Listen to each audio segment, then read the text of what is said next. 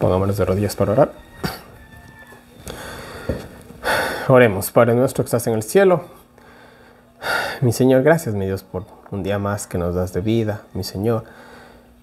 Gracias, mi Dios, porque a pesar de nuestras fallas, de nuestras imperfecciones, mi Señor, podemos estar en tu santa y bendita presencia, mi Señor. Tenemos ese privilegio, mi Dios, ese honor, esa satisfacción, mi Señor, ese gozo, ese beneficio, esa bienaventuranza, mi Señor, estar aquí en tu presencia de rodillas, mi Dios, gozando de tantas libertades para poder adorar y santificar tu santo y bendito nombre, mi Señor. Por favor, perdona nuestras faltas, nuestras debilidades. No veas el pecado que hay en nosotros, mi Señor, por favor.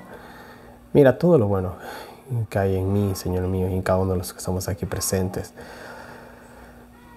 Ayúdanos, mi Señor, a prepararnos para todo lo que se viene. Vienen momentos difíciles para toda la humanidad.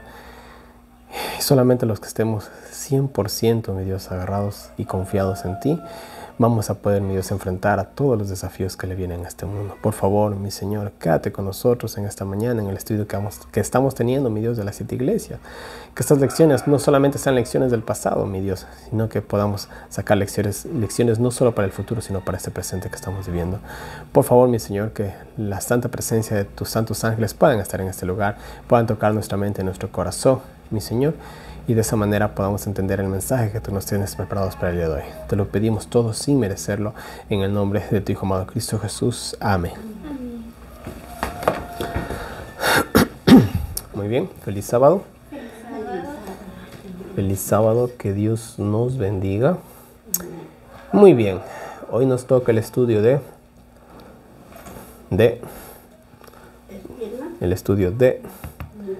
vamos a Apocalipsis, capítulo 2. ¿Cuál fue la primera iglesia? Ya. ¿Cuál fue la segunda iglesia? ¿Cuál es la que sigue? Ah, muy bien. Ahí vamos. Aquí está. Estoy buscando aquí el tema en PDF para... Ya van a ver para qué. Justamente tenemos... Por ahí, bueno, a mí me gusta usar mucho las imágenes. Cuando uno lee, oye y ve, vamos a decirlo así, a uno le queda más la información. Ya uno puede grabarse más.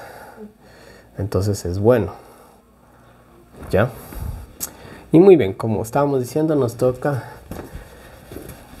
hoy el estudio del mensaje a Pérgamo. Estamos estudiando las 7 iglesias, ¿no? Hemos sacado lecciones de cada una y seguiremos haciéndolo. Con Pérgamo, a ver, Éfeso, ¿de qué año a qué año? Del 31 al 100. ¿Por qué? Porque era la era apostólica. Perfecto, muy bien. Esmirna, Era del 100. 100 al 313. ¿Por qué? La era de las primeras persecuciones cristianas, hablando en el sentido legal. ¿Ya? ¿Y por qué terminó en el 313? Por el edicto de Mila, por parte de Constantino, que dio tolerancia religiosa. Muy bien, entonces nosotros hoy día vamos a empezar del año 313 hasta el año 530, que aquí nos recuerda el año 538. No, vamos. Fácil, lo voy a poner de esta manera.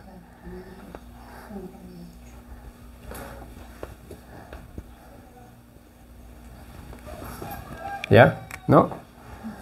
Tampoco. ¿Ahí? No. Tiempos y medio. Tiempo. Esta es la soberanía los 1260 años de persecución cristiana. Los 1260 años que iba a durar el cuerno pequeño. Tiempos y medio. Daniel 7. ¿Ya? Tranquilo, estamos aprendiendo, ¿no? No se preocupen, todas estas fechas no es fácil de grabarlos. Ya se los digo por experiencia. Yo, estos temas que les estoy dando, yo los he escuchado tranquilamente hasta 10 veces. ¿Ya? Entonces, esto no es que uno coge y hay personas que a veces Yo le digo de manera personal, hay personas que se admiran, dicen, el hermano Nelson tiene un gran conocimiento, para él es tan fácil decir las profecías. Ajá. A mí me ha costado muchísimo aprender todo esto, muchísimo, han sido muchas horas de estudio, de estar oyendo o viendo o lo que sea. O sea, esto no es que uno coge, lee la Biblia y ya se sabe todo, vamos a aclararlo, ¿ya? Entonces, no es algo de que uno coge y simplemente se lo aprende así de la noche a la mañana. No, aquí hay mucho estudio, hay muchas horas, hay mucha inversión de tiempo. Sí, y esto que yo estoy haciendo lo puede hacer cualquiera. No es que uno es el enviado de Dios o el ungido de Jehová, nada que ver. Esto lo puede hacer cualquiera, lo puede hacer. Siempre y cuando tenga la determinación necesaria. Sí, la Biblia nos manda a estudiar, a escudriñar. Eso. ¿Ya? Entonces, pero si nosotros como cristianos parcialmente, y estoy hablando de manera general, y me incluyo yo también ahí, parcialmente estudiamos o leemos, ¿será que vamos a aprender todo esto? Entonces, si nosotros nos damos cuenta, cuando hemos hecho nosotros los estudios, nosotros vamos al fondo del problema. Yo les llevo el significado, les llevo, y eso que yo me quedo corto, créanme, me quedo bien corto. Si yo quisiera hacer un estudio más profundo, solamente estudiando esta iglesia nos podríamos tardar tranquilamente unas 5 horas. Créanme que se puede hacer eso. Pero claro que yo acaricio la superficie. ¿Por qué? Algo que yo me he dado cuenta es que por más que uno coja y dé el tema de la mejor manera posible, las personas no aprenden. Porque no es lo mismo que a uno le digan a que uno mismo estudie. Son dos cosas bien diferentes. Entonces, por más que yo sea un buen maestro y tenga buenos alumnos, es necesario coger la Biblia o coger los libros de estudio y estudiar uno mismo. Es necesario, ¿ya? Por más buen maestro, buen alumno que uno pueda ser o pueda tener, ¿sí? Entonces, miren, hay personas que me escribieron un poco enojadas porque yo hablé de la niña de los ojos de Jehová. ¿En qué estoy refiriéndome? Hablé de la iglesia adventista. Yo les dije algo la semana pasada cuando empezamos el estudio de Éfeso. Nosotros, y lo repito, y no me interesa si hay personas que creen o no creen lo que yo voy a decir. Dios estableció una iglesia, siempre ha tenido una iglesia. Más específicamente la iglesia adventista en 1863 la establece Dios. Dios establece la iglesia adventista, pero la iglesia adventista, como la mayoría, o mejor dicho, prácticamente todas las religiones, se ha alejado. La iglesia adventista prácticamente ha perdido el foco, ¿ya? Prácticamente ha perdido el foco, ¿sí? Entonces, hemos llegado al punto, se está llegando al punto, esto no es en todas partes, pero al menos en el 90% de las iglesias adventistas ya no se predica la verdad, al menos en el 90% de las iglesias.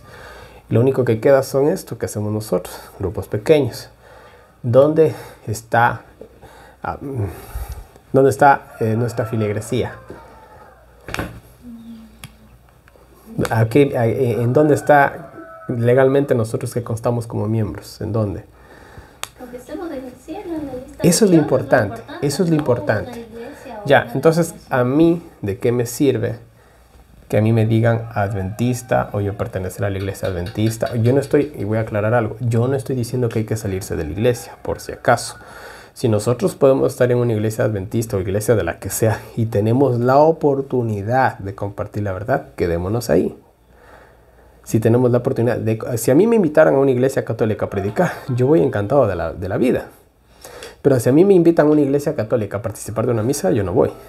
Pero si me dicen, venga para que nos prediquen, yo voy. ¿Cuál es el problema? Y hay que predicar la verdad. Ya. Entonces, ¿a mí de qué me sirve estar en una iglesia sábado a sábado o domingo a domingo, si son de otra religión, y no estoy haciendo nada?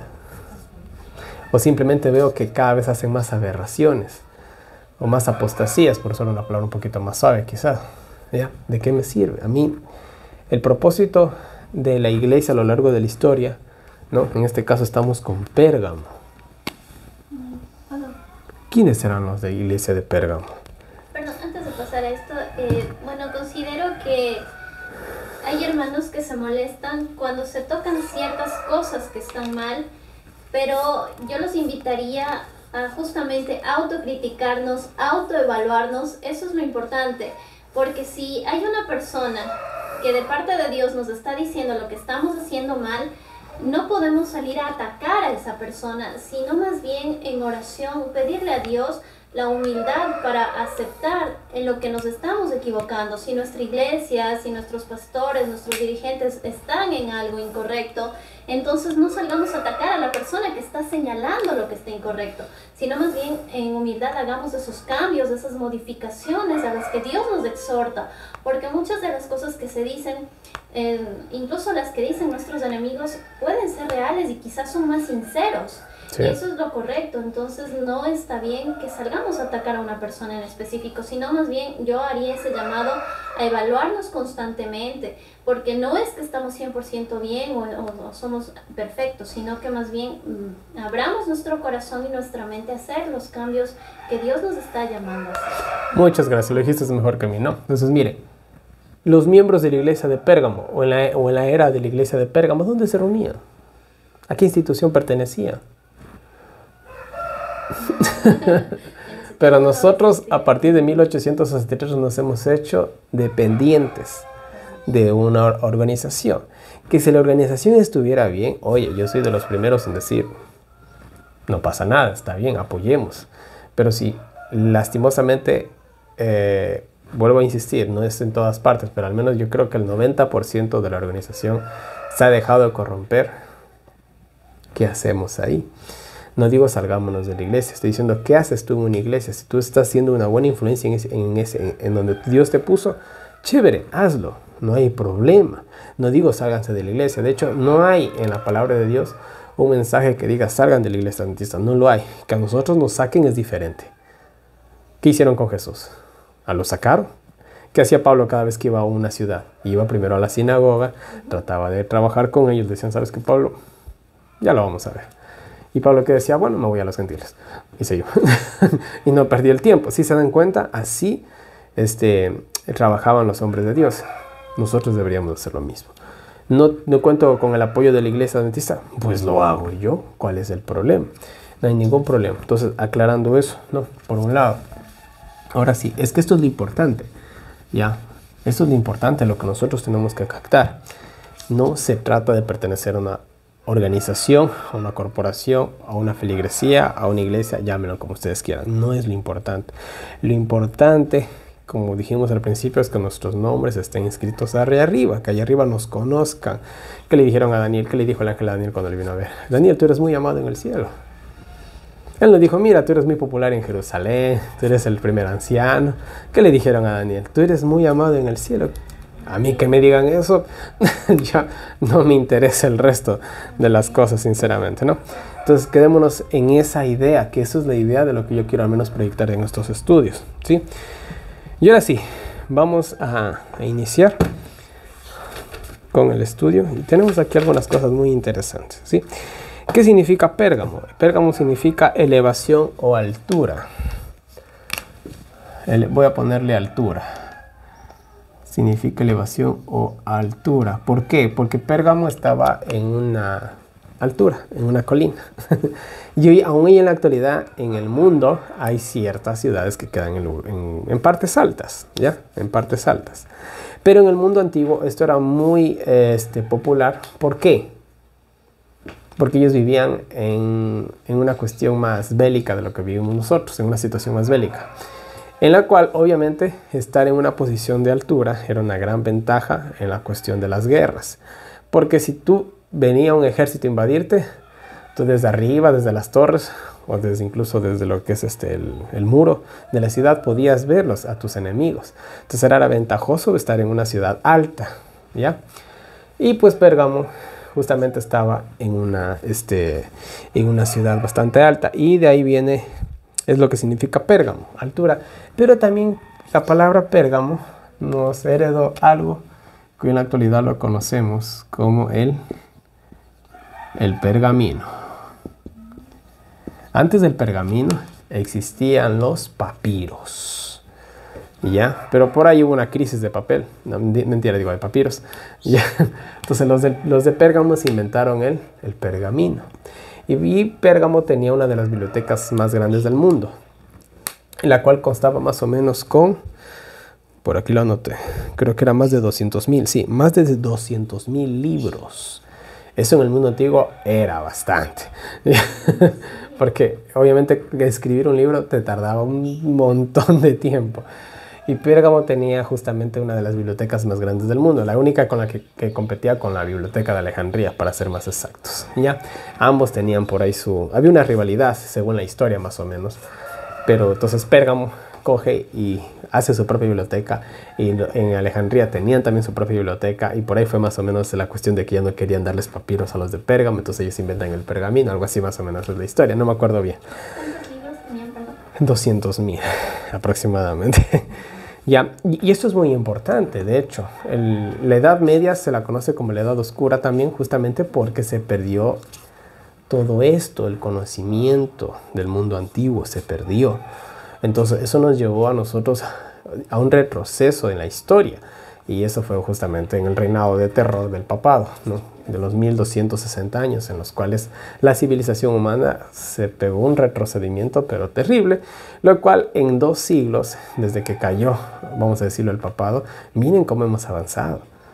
O sea, imaginémonos cuánto nos perdimos en esos 1200 años de avances, de ciencia, de cultura, de conocimiento, de medicina, porque se perdió mucho, mucho del conocimiento que había hasta esa época. En fin, es la historia, ¿ya? Muy bien, dicen que estaba más o menos ubicada a 48 kilómetros de Esmirna. No estaban muy lejos, estaban bastante cerca, de hecho. De aquí hasta donde yo vivo hay como 32 kilómetros. O sea, no eran casi vecinos prácticamente, ¿sí? Era la capital de la provincia romana de Asia Menor, ¿sí? Y bueno, eso básicamente un poquito de la historia de... y también algo muy interesante que ahorita vamos a ver es que esta ciudad era extremadamente...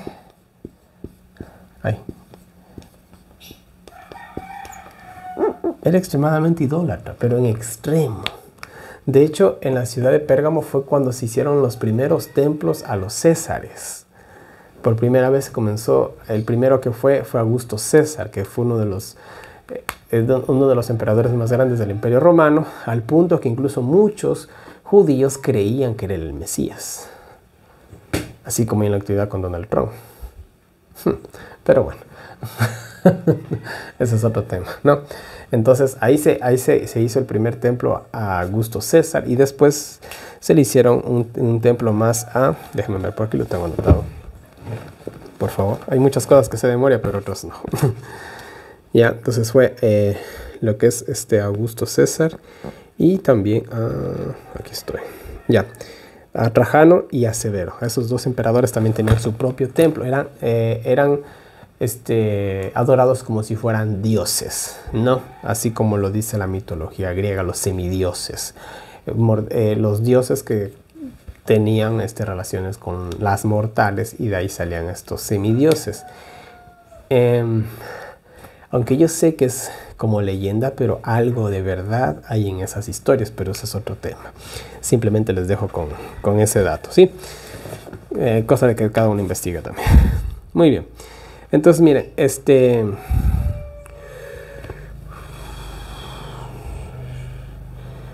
vamos a ver, vamos a Apocalipsis, capítulo 2. 2.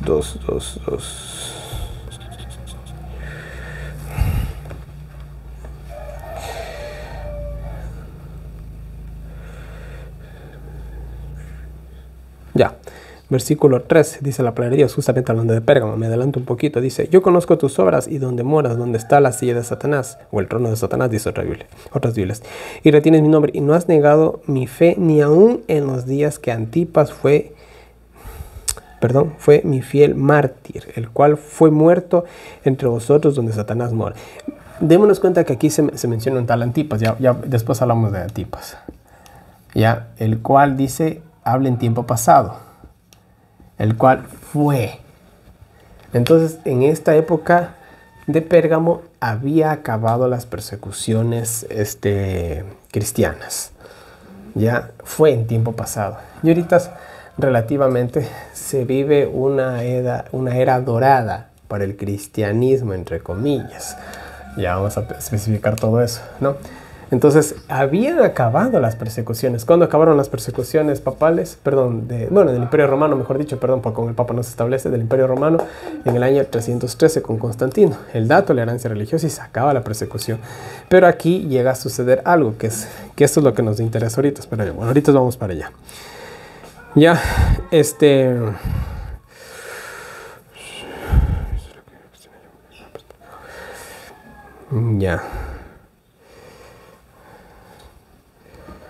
Ya, listo.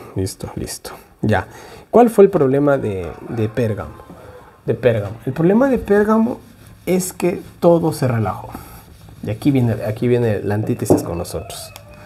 Ellos comenzaron a tener cierta, vamos a decirlo así, comodidad. E incluso llegaron a comenzar a tener ciertos beneficios de parte del Estado.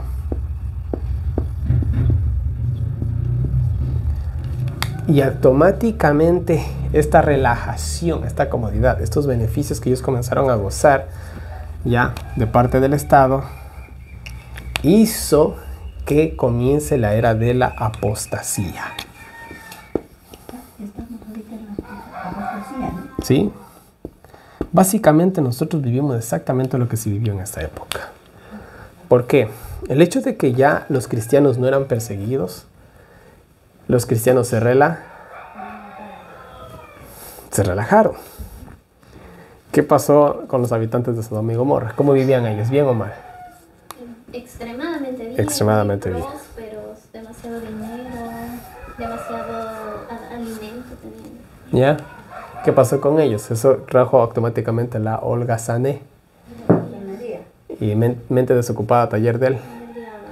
Ya, entonces, ¿qué pasó con el cristianismo? Como el cristianismo ya no la tenía difícil, medio mundo comenzó a hacerse cristiano, como hay en la actualidad. Y entró cualquiera a la iglesia. Y como el Imperio Romano aceptó al cristianismo como la religión oficial del Estado, comenzó la mezcla del paganismo con el cristianismo. Todo pasó en esta época. Y hoy en la actualidad no estamos así. ¿Qué pasa en todas las iglesias? En todas las iglesias de las diferentes denominaciones. ¿No se ha mezclado el mundo con la iglesia? ¿Quieren darse cuenta? Es muy fácil. Vayan a la música. Vayan a la música. Ahí, solamente en la música, solo por poner un ejemplo, solamente en la música nosotros nos damos cuenta qué ritmos se han metido a la iglesia, qué instrumentos musicales se han metido en la iglesia. Ya hemos de estudiar la música, pero en el templo, en el tabernáculo, solo se podían tocar 4 instrumentos. No podías meter otro más. Y fuera del templo sí había más instrumentos, pero solamente se podían tocar 4 tipos de instrumentos, los cuales obviamente no daban. Yo no sé mucho de música, ¿no? Yo no soy muy musical, sinceramente. Ni toco instrumentos ni nada, ni sé cantar tampoco. Pero obviamente los instrumentos que se utilizaban dentro del templo eran instrumentos muy armoniosos, los cuales hoy en la actualidad se los puede comparar como el sonido de la guitarra, del arpa, y bueno, incluso hasta el piano se podría comparar con los instrumentos que se tocaban dentro del templo de Salomón, dentro del tabernáculo. Ya no era cualquier instrumento que tú te haces tus tonos graves, los cuales nosotros, como somos seres de agua, somos 70% agua aproximadamente, si no es un poquito más, las vibraciones que produce la música nos afecta a nosotros, nos afecta a nuestro cuerpo, nuestra mente y nuestro espíritu. Es un tema complejo, yo solamente les hago acariciar la superficie, pero hoy en la actualidad, ¿cómo es el mundo cristiano? ¿Cómo es la música? Y estoy hablando de las iglesias mal llamadas protestantes y de las iglesias adventistas también. Y cómo son los camporís que se saben hacer en las iglesias adventistas. Cómo es la adoración, cómo es la reverencia, cómo es la indumentaria, cómo es la doctrina, la teología adventista. ¿Qué ha pasado con todo eso? Se ha corrompido. Y para muestras, yo tengo es un montón, pero sinceramente ahí lo dejo. Eso pasó en la época de Pérgamo y es lo que está pasando ahora. Y esto va a dar camino ¿a qué? Fácil, esto va a dar camino a que venga y se posesione, vamos a decirlo así, sobre el nuevo orden mundial el papado. Eso es así de simple. Porque el momento en que tú comienzas a ver a tu enemigo con otros ojos, ya no lo ves tan malo, ¿no? Medio simpático se ve incluso. Como que me está cayendo bien, ¿verdad? Pero al fin y al cabo el Papa quiere arreglar este mundo. Pero ¿qué dice la Biblia? ¿Que este mundo se va a arreglar o se va a destruir? Por ahí nomás, ¿no? Entonces, esa es la situación. Nos hemos acomodado. Pasó lo mismo en la época de la iglesia de Pérgamo. Nos hemos acomodado. Y nos sentimos tan bien en el mundo que no queremos que este mundo se acabe. Lo que tú decías la otra vez de Steffi. Parece que la resistencia no quiere que se acabe el sistema. Quieren que el sistema se mantenga así, nomás como está ahorita. Que no se ponga más agresivo, ¿verdad? En fin, ahora sí, miren, vamos a Apocalipsis, capítulo 2, versículos 12 y 17. Por favor, me das lectura. Apocalipsis, capítulo 2, versículos 12 al 17. Todo lo que es la iglesia de Pérgamo, por favor. La palabra del Señor dice: y escribe al ángel de la iglesia en Pérgamo, el que tiene la espada aguda de 2 filos, dice estas cosas. Yo conozco tus obras, y dónde moras, donde está la silla de Satanás, y retienes mi nombre, y no has negado mi fe, ni aun en los días en que Antipas fue mi fiel mártir, el cual fue muerto entre vosotros, donde Satanás mora. Pero tengo unas pocas cosas contra ti, que tú tienes ahí a los que retienen la doctrina de Balaam, el cual enseñaba a Balac a poner tropiezo delante de los hijos de Israel, a comer de cosas sacrificadas a los ídolos y a cometer fornicación. Así también tienes a los que retienen la doctrina de los Nicolaitas, la cual yo aborrezco. Arrepiéntete, porque si no, vendré pronto a ti y pelearé contra ellos con la espada de mi boca. El que tiene oído, oiga lo que el Espíritu dice a las iglesias. Al que venciere, daré a comer del maná escondido, y le daré una piedrecita blanca, y en la piedrecita un nombre nuevo escrito, el cual ninguno conoce, sino aquel que lo recibe. Muy bien. La iglesia comienza a tener problemas. Aquí se menciona a los Nicolaitas, ¿no? ¿Se acuerdan qué practicaban los Nicolaitas? Vamos a decirlo de esta manera, el amor libre. ¿Ya?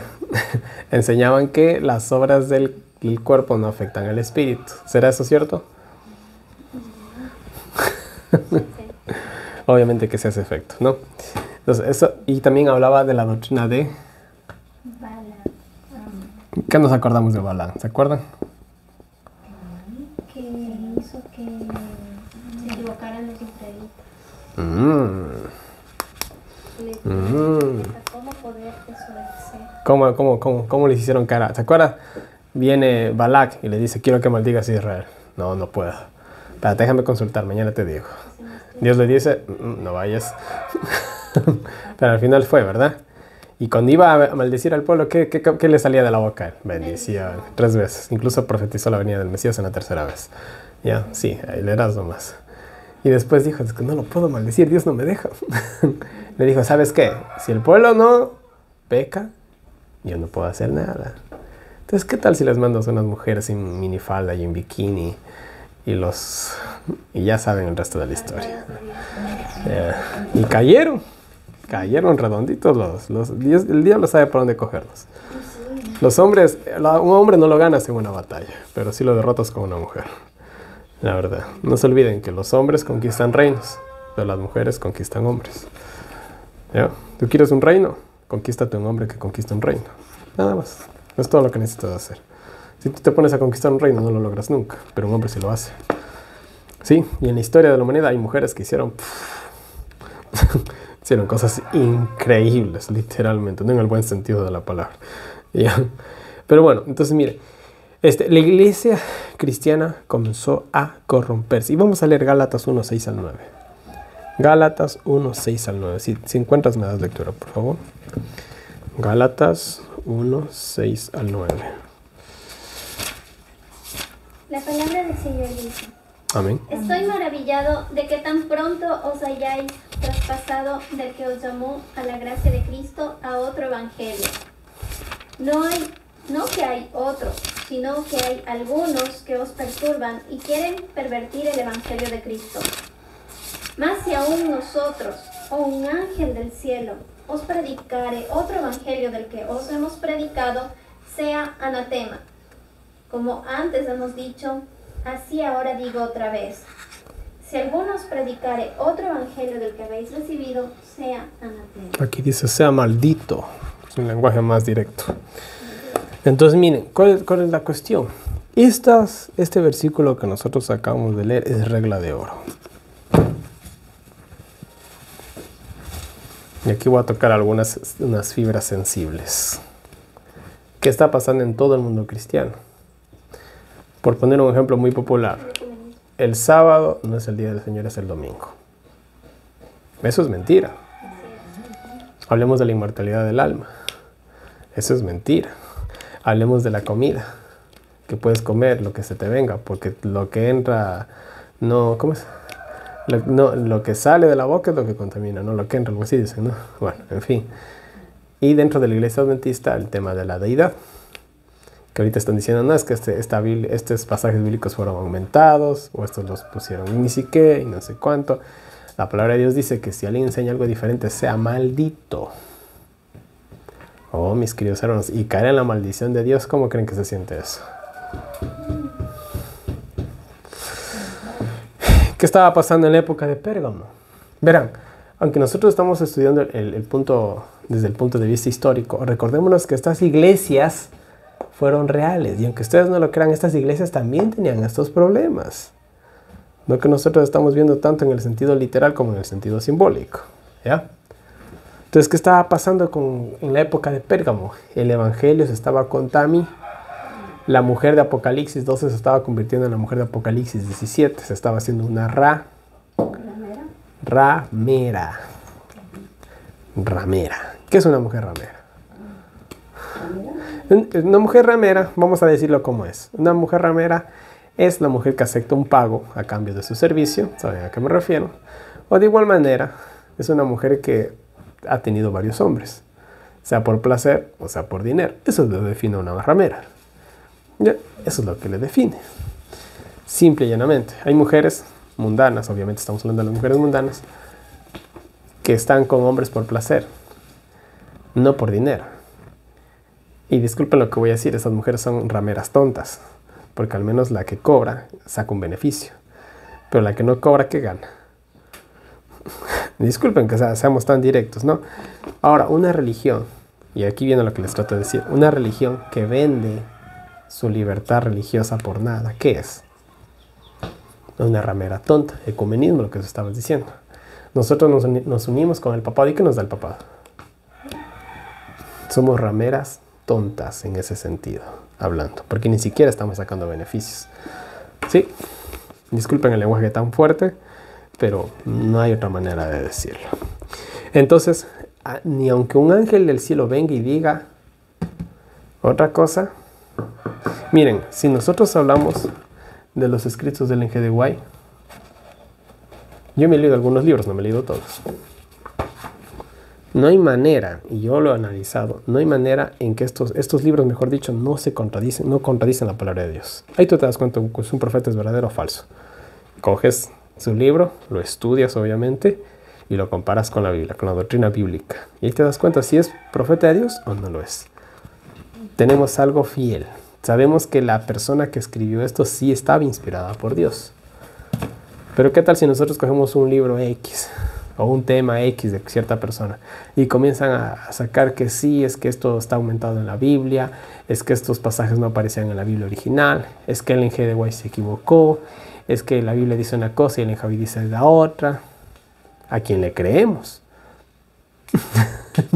Estoy hablando como adventistas, ¿no? ¿A quién le creemos? Es como igual manera en el mundo protestante que dicen, no, es que en el Nuevo Testamento sí se puede comer chancho, pero en el Antiguo no. Es que en el Nuevo Testamento ya las carnes quedaron santificadas. En el Nuevo Testamento, en el Antiguo no. Ya es una incoherencia. ¿Cómo puede ser que venga Jesús y contradiga todo lo que dijo en el pasado? No hay manera. O sea, o el Antiguo Testamento estaba mal o el Nuevo Testamento está mal. Simplemente los que interpretan la Biblia son los que están mal, que eso siempre es así. La Biblia no está mal, son los que la interpretan lastimosamente, ¿sí? Que no alcanzamos a entender la mente de Dios. Ahora mira, Jesús les da una advertencia. El que tiene la espada aguda de dos filos, que dice que iba a venir contra quién, contra Pérgamo.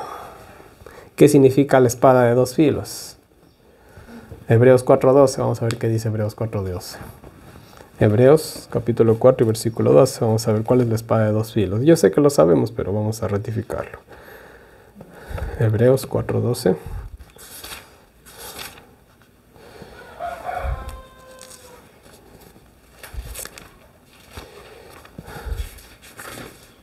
Hebreos 4:12 dice: porque la palabra de Dios es viva y eficaz, y más penetrante que toda espada de dos filos, y penetra hasta partir el alma y el espíritu, y las coyunturas y los tuétanos, y discierne los pensamientos y las intenciones del corazón. Miren lo que dice la Biblia de Jerusalén, dice pues viva es la palabra de Dios, y eficaz, y más cortante que cualquier espada de dos filos. Penetra hasta la división entre alma y espíritu. Miren, o sea, hablan en el sentido espiritual, ¿no? Articulaciones y médulas, y discierne sentimientos y pensamientos del corazón. ¡Wow! O sea, la palabra de Dios no tiene límites, por así decirlo, contra nosotros, ¿ya? ¿Y qué es la palabra de Dios? La Biblia, obviamente. Nosotros queremos saber qué es lo que Dios ha dicho. Vamos a la Biblia, es la cosa más sencilla del mundo. Y a Pérgamo le dice, yo voy con la espada de dos filos. ¿Qué es lo que significa eso? Esto es muy interesante. Lo que trata de decir es que Dios va a enviar la verdadera doctrina.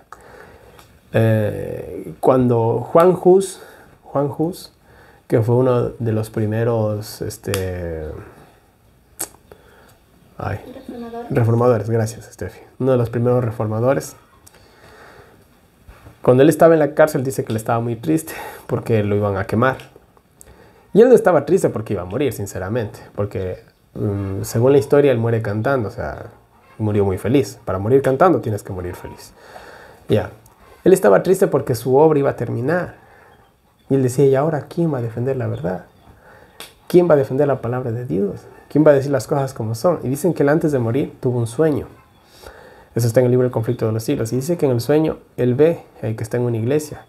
Y vienen, dice, un montón de personas y quitan todos los cuadros que había. Y todas las, creo que soñó con esculturas. Bueno, y ve que destruyen totalmente esa iglesia.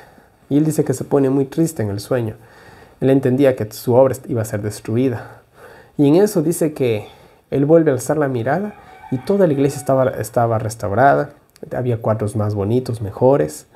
Y él se despertó. Entonces él entendió que después de él iba a venir alguien que iba a hacer una obra mayor. ¿Quién era ese Personaje? Martín Lutero, ¿no? Entonces, vamos acá de nuevo a lo que estábamos con la palabra de Dios. Entonces, miren, Dios le dice a Pérgamo, voy a enviar a alguien con la espada de dos filos. Dios a lo largo de todas las edades y de todas las historias y de todos los periodos proféticos siempre ha tenido a su pueblo.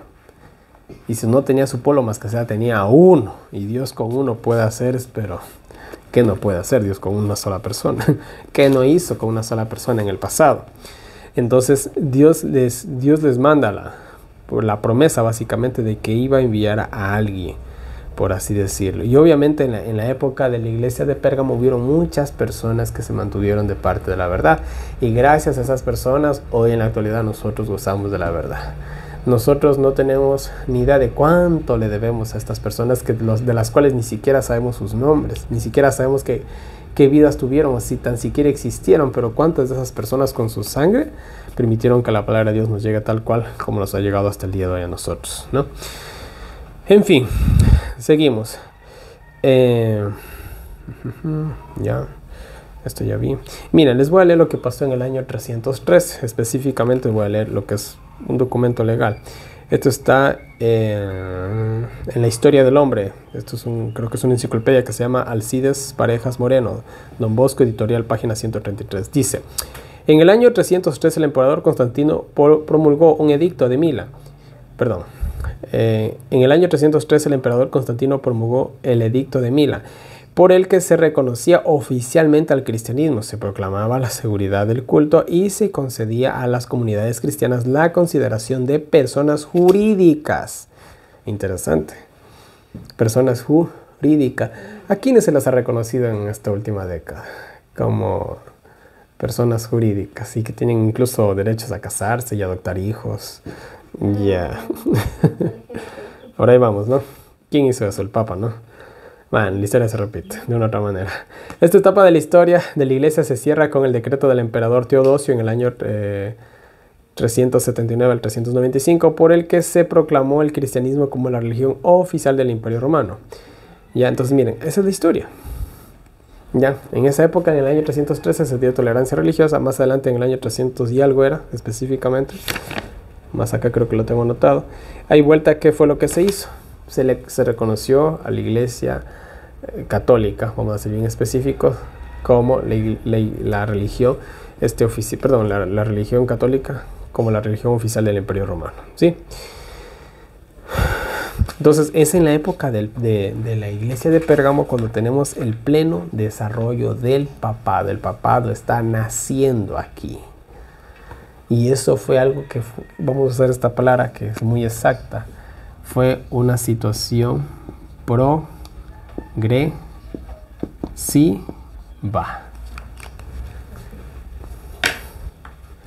Fue una cuestión progresiva, fue algo tan despacito que ni cuenta te diste. Esto es como la historia de la tortuga y la liebre, ¿no? La liebre y la tortuga. ¿Cómo iba la liebre? Ah, toda, ¿no? Y la tortuga, lenta pero segura. ¿Y cómo iba la liebre? Bien confiadita. Ah, pues la tortuga, ¿cuándo me va a ganar la tortuga? Y bueno, todos conocen el cuento, ¿no? ¿Quién gana la final? La tortuga nunca se detuvo. Falta la liebre, bueno, en fin. Entonces, esa es la historia, ¿no? Y esto fue lo que pasó.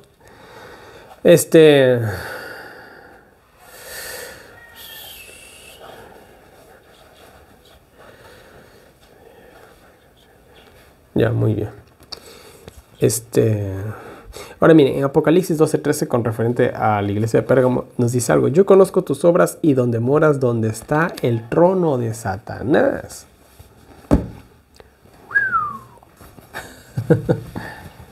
¿Qué podemos interpretar como el trono de Satanás? Era una ciudad tal vez totalmente corrompida, donde se perseguía a los cristianos, se los mataba. Había mucha violencia, corrupción. ¿Será eso? ¿Qué es un trono? ¿Te acuerdas lo que te dije yo cuando te vi esta semana en mi asiento? Algo exclusivo del rey. Ah, ¿quién se siente en el trono? Un rey. ¿Y qué hace un rey? ¿Qué puede hacer un rey? Tiene poder, tiene potestad. Aquí estamos hablando del trono de... Ahora miren, vamos a leer Apocalipsis 13:2. Apocalipsis 13:2, para entender un poquito más la idea del trono de Satanás.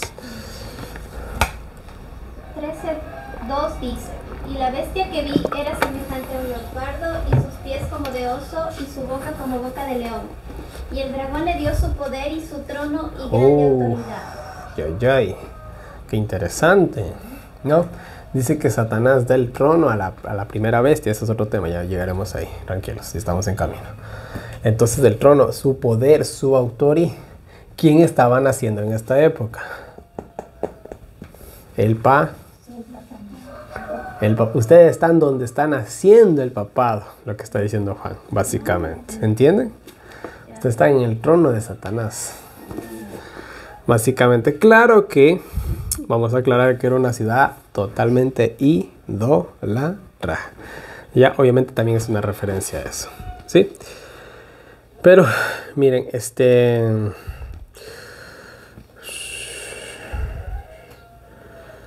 Ya, ya. De igual manera, como les dije al principio, Pérgamo se convirtió en la capital de la provincia romana de Asia Menor. Entonces estaba con el romanismo muy bien legado. No nos olvidemos que también fueron los primeros en coger y endiosar a los hombres, específicamente a los emperadores, como les mencionaba a Augusto César, Trajano y a Severo, ¿ya? Entonces era una ciudad que estaba totalmente entregada a la idolatría, básicamente. ¿A qué nos recuerda esto? ¿Qué religión hace de los hombres dioses o santos? El catolicismo. Perfecto. Así de simple. ¿Sí se dan cuenta? La historia es increíble, ¿no? ¿Ya? ¿De dónde viene esta idea de coger a los hombres y hacerlos dioses o santos? Del Imperio Romano. Desde esa época.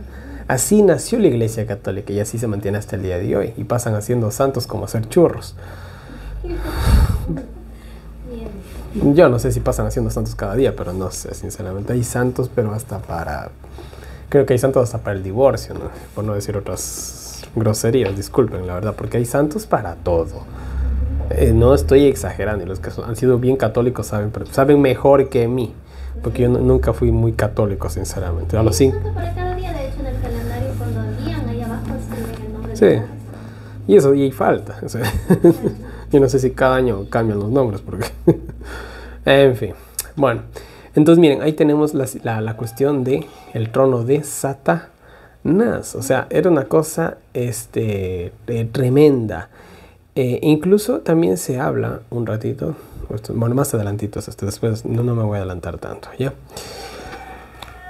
Ahora miren, nosotros, ¿será que podemos condenar podemos adorar a un hombre? Vamos a Hechos 10, 25 y 26. Y esto es algo que destruye totalmente la Iglesia Católica, este pasaje bíblico. Hechos 10, 25 y 26. Cualquier católico sensato que lea este pasaje bíblico deja de ser católico así. Ya, Hechos 10, 25 y 26. Yo también voy a buscar en la ley de Jerusalén. A ver si hay una mejor traducción, tal vez. Hechos 10, 25, 26. La palabra del Señor dice: y cuando Pedro entraba, Cornelio salió a recibirle, y postrándose a sus pies le adoró. Mas Pedro le levantó diciendo: levántate, yo mismo también soy hombre. Bueno, ¿quién es Pedro según la Iglesia Católica? El primer papa. Incluso en la Capilla Sixtina, ¿quién está en la entrada de la Capilla Sixtina? Ni siquiera está Jesús, está Pedro, que realmente es Júpiter, pero bueno, es otra historia. Ya, y ahí está. Dicen que la otra vez le tuvieron que restaurar los dedos a esa imagen, que es de bronce, y le tuvieron que restaurar los dedos porque entran tantos feligreses y le pasan acariciando el piecito que les desgastaron, literal. O sea, tú sabes lo que es desgastar el bronce, es un metal, y solamente, o sea, ya.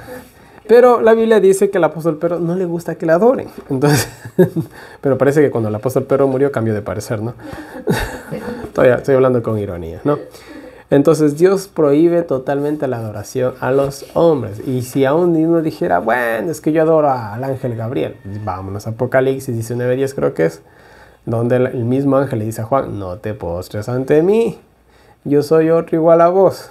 Ya, nosotros tenemos que adorar a Dios, le dice el ángel, básicamente usando palabras criollas. Ya, entonces, cualquier católico que lea este pasaje bíblico y es sensato se dará cuenta de la gran mentira que le han hecho creer. Ahora, de igual manera, ahora sí voy a utilizar aquí la lacto. Ahí estamos. La adoración solar. ¿A quién nos recuerda esta imagen de aquí?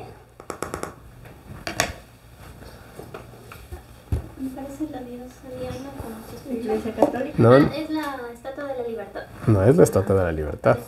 Parecía. Sí. Es una imagen más antigua que la Estatua de la Libertad. Esta es una de las representaciones del dios Sol. Creo que es, no estoy tan seguro si es Apolo. ¿Y se parece a quién? A la Estatua de la Libertad. ¿Y qué tiene la Estatua de la Libertad en su mano? Una antorcha. ¿A quién nos recuerda la antorcha? ¿Quién fue el que le robó el fuego a los dioses para darle el nombre? La ciencia del conocimiento del bien y del mal. La mitología griega. Ya. Todas las historias de los dioses son una tergiversión de lo que es el relato bíblico. Eso es la misma historia contada de manera diferente. En la Biblia, la serpiente del conocimiento del bien y del mal, la ciencia. En la mitología griega creo que es Apolo, creo que mismo era, no me acuerdo. Ya, se roba el fuego de los dioses y se le da la ciencia al hombre y por eso lo castigan. Aquí un águila creo que se le come el hígado todos los días, algo así es. Lo pintan como si fuera un héroe, Satanás. Ya, en fin.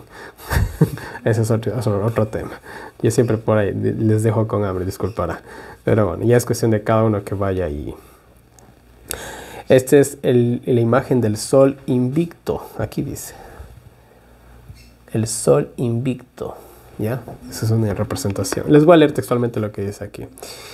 Cuando los caldeos, o sea, los babilónicos, fueron derrotados por los medos y los persas, huyeron a Asia Menor, donde establecieron su colegio central en la activa ciudad de Pérgamo. O sea, los descendientes de los babilónicos se establecieron en la ciudad de Pérgamo. Por eso esa ciudad era tan idólatra.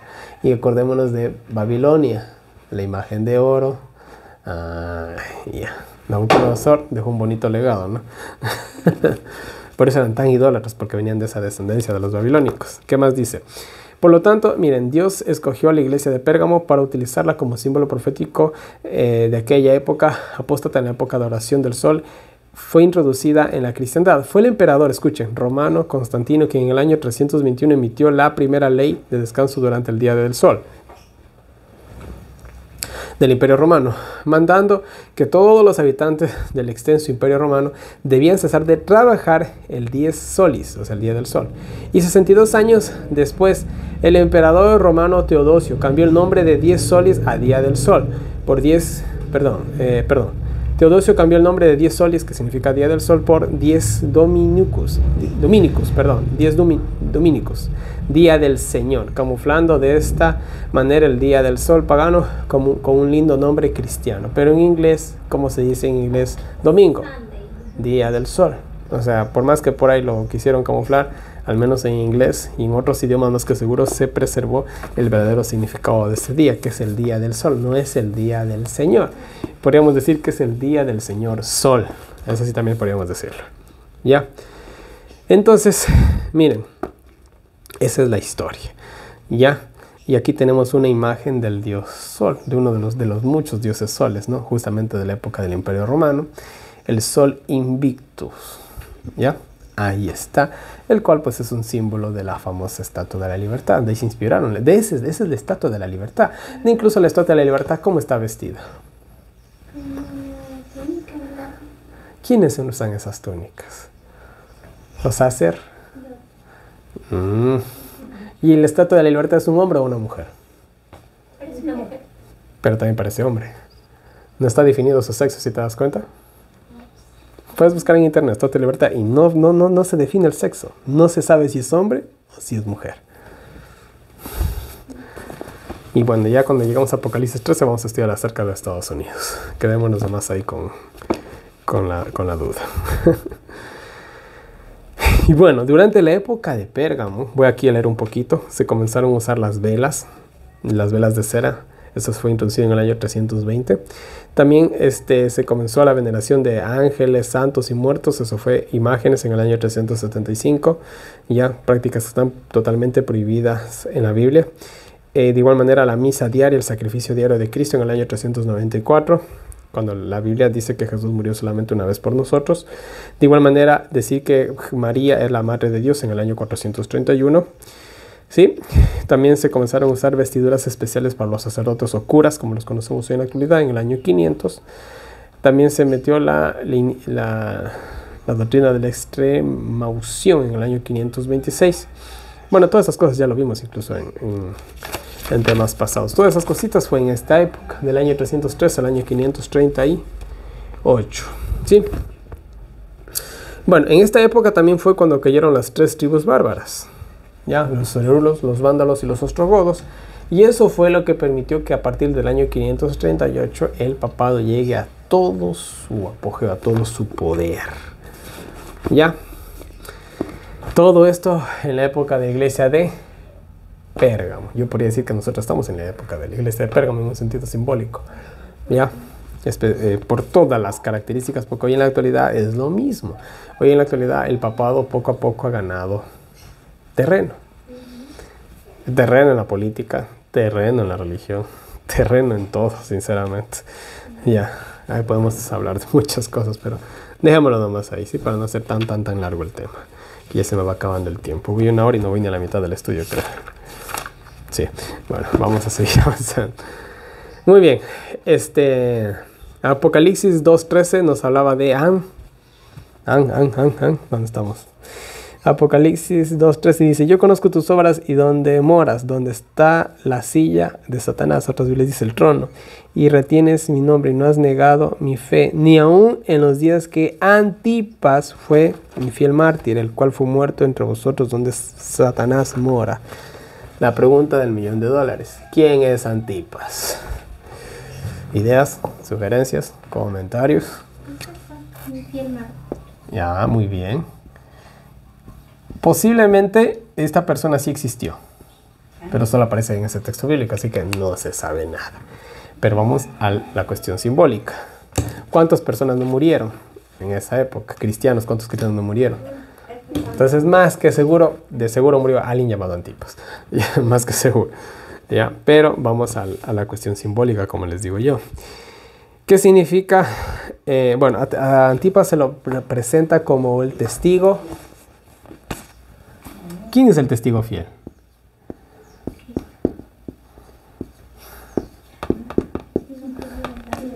El testigo fiel y verdad. Dice que Antipas fue un testigo. Aquí está, déjenme leer de nuevo. Antipas fue mi fiel mártir, el cual fue muerto entre vosotros donde Satanás. O sea, un mártir fiel hasta la muerte, hasta Antipas. Que si fue un hombre real, pues bienaventurado, está escrito en la Biblia. Ya, pero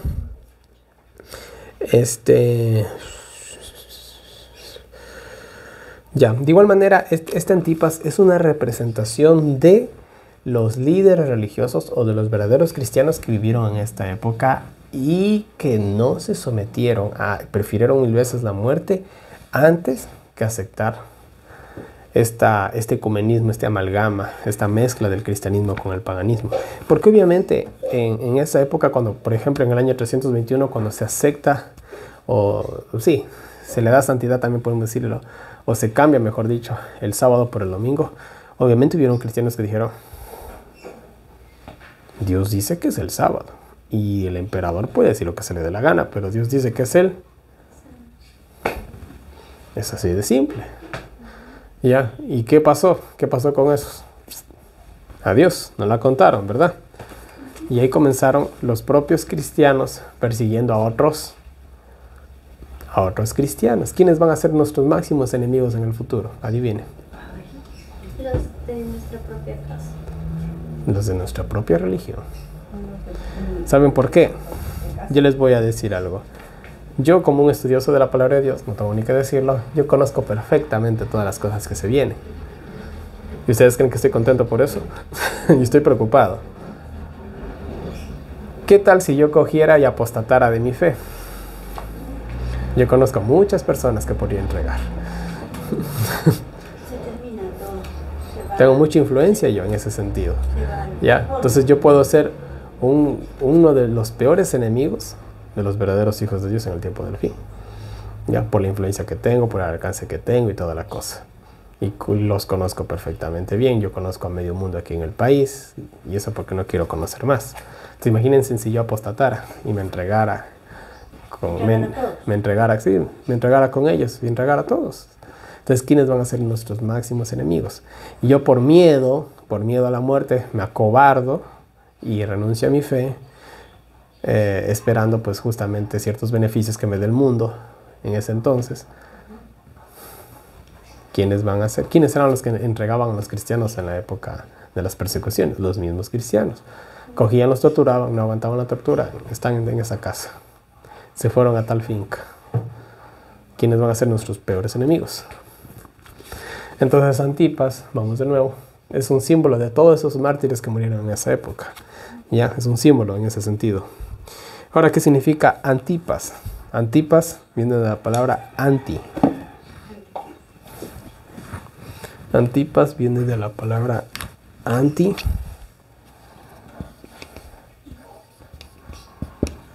Y pas, adivinen. Papas. Antipas, antipapas. Por ahí va. Ya saben, Dios es perfecto, ¿no? Ya, eso significa Antipas. Y justamente en esa época comenzó a nacer el papado. Entonces, Antipas, un símbolo de los antipapas. Nosotros somos antipas, ¿verdad? Así es. Amén, por eso. Somos antipapas. ¿Ya?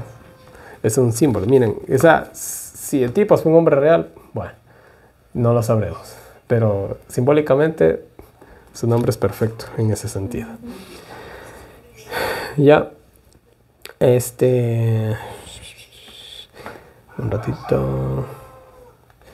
Les voy a leer esto es muy interesante. Dicen, miren, el culto al sol del mitraísmo encontró su entrada a Roma a través de Grecia. Claro, la adoración solar viene desde Babilonia en realidad. Ya. Aparentemente mediante Pérgamo. Miren, Pérgamo era el centro de la adoración solar.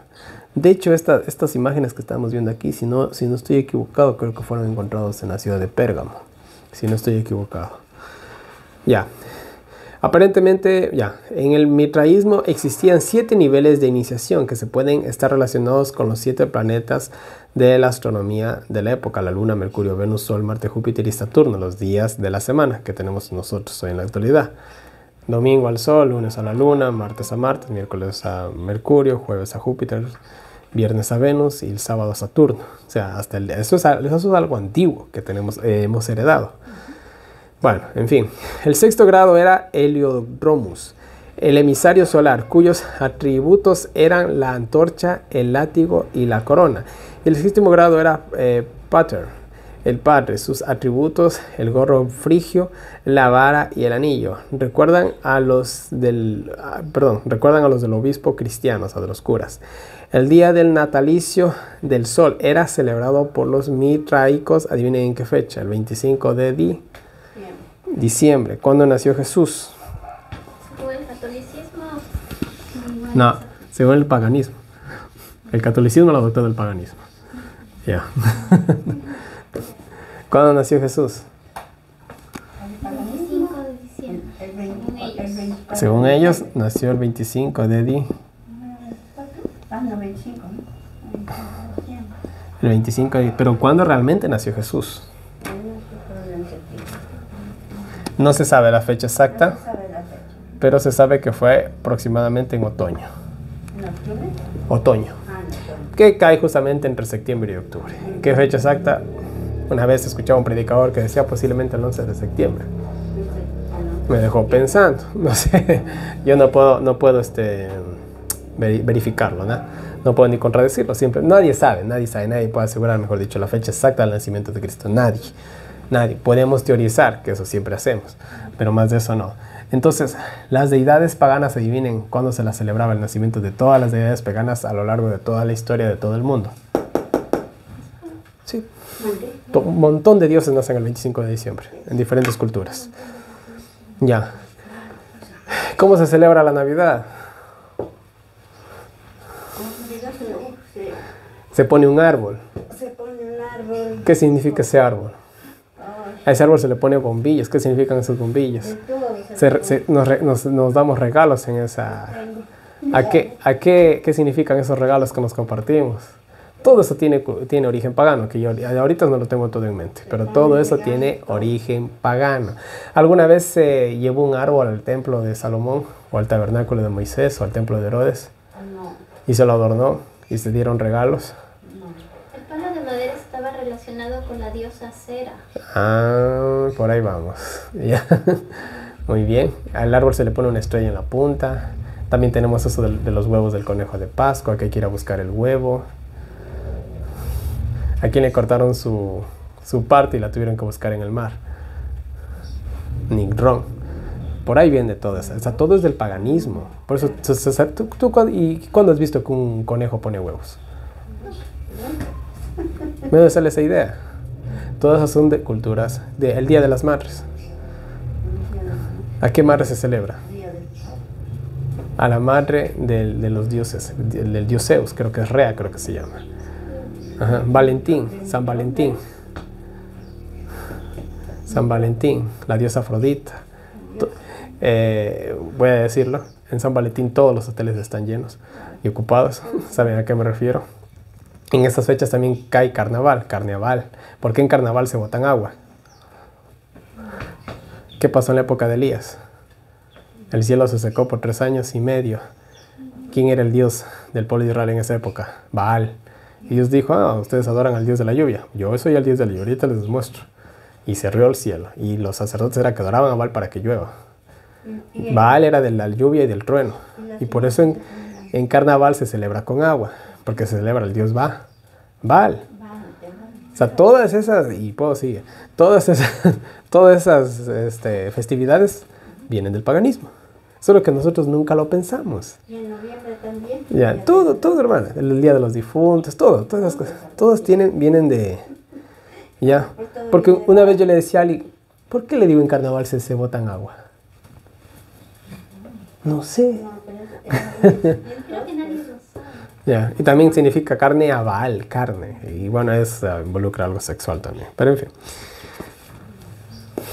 Esta no es la fecha del nacimiento de Cristo. No se le está celebrando a Cristo. Se le está celebrando a las deidades paganas. E incluso en lo que es en Oriente, la Navidad es muy diferente que acá. Ahí se celebra vuelta con una cuestión de un demonio que se roba a los niños. El Krampus creo que se llama. Ya. Y en Navidad les doy un tema de la Navidad. Por lo pronto dejémoslo ahí, ¿ya? Solamente por hacerlo. Entonces, el 25 de diciembre se celebra todo menos a Cristo. En la adoración del dios Sol Mitras, los padres conducían el culto, el jefe de los padres, una especie de ropa que siempre vivía, una especie de papa que siempre vivía en Roma, se llamaba Pater Patrum o Pater Patrotus. Algunos estudiosos ven en las abreviaturas de estos títulos el origen del nombre Papa, y la verdad es que hay demasiadas similitudes evidentes para no tomarlas en cuenta. Ellos guardaron el Día del Sol, Domingo Sagrado, y celebraron el nacimiento del Sol el 25 de diciembre, los misterios de Mitra, el Mr. Os Mitra, 1910, páginas 190-191. Entonces el 25 de diciembre se le celebra realmente al nacimiento del Sol. No es a Cristo. Así de simple. Y también vienen estas cuestiones de los muértagos y un montón de cosas que ya otro día hablamos de eso. ¿Ya?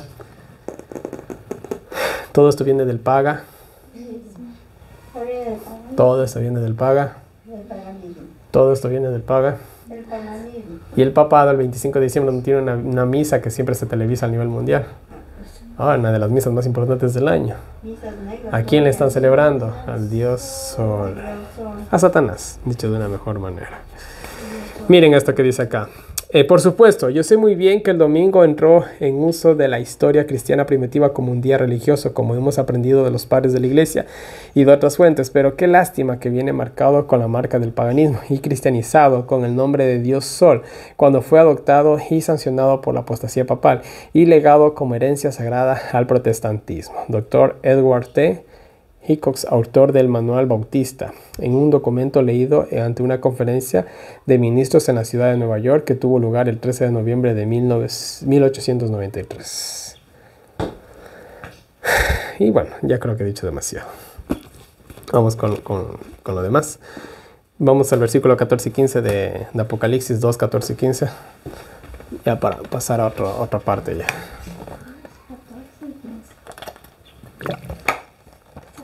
Dice, pero tengo unas pocas cosas contra ti, que tú tienes ahí a los que retienen la doctrina de Balaam, el cual enseñaba a Balac a poner tropiezo delante de los hijos de Israel, a comer de cosas sacrificadas a los ídolos y a cometer fornicación.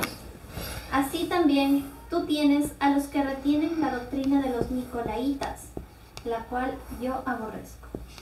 Antes de cerrar esto, yo hablé de los días feriados, hablé hasta el Día de las Madres.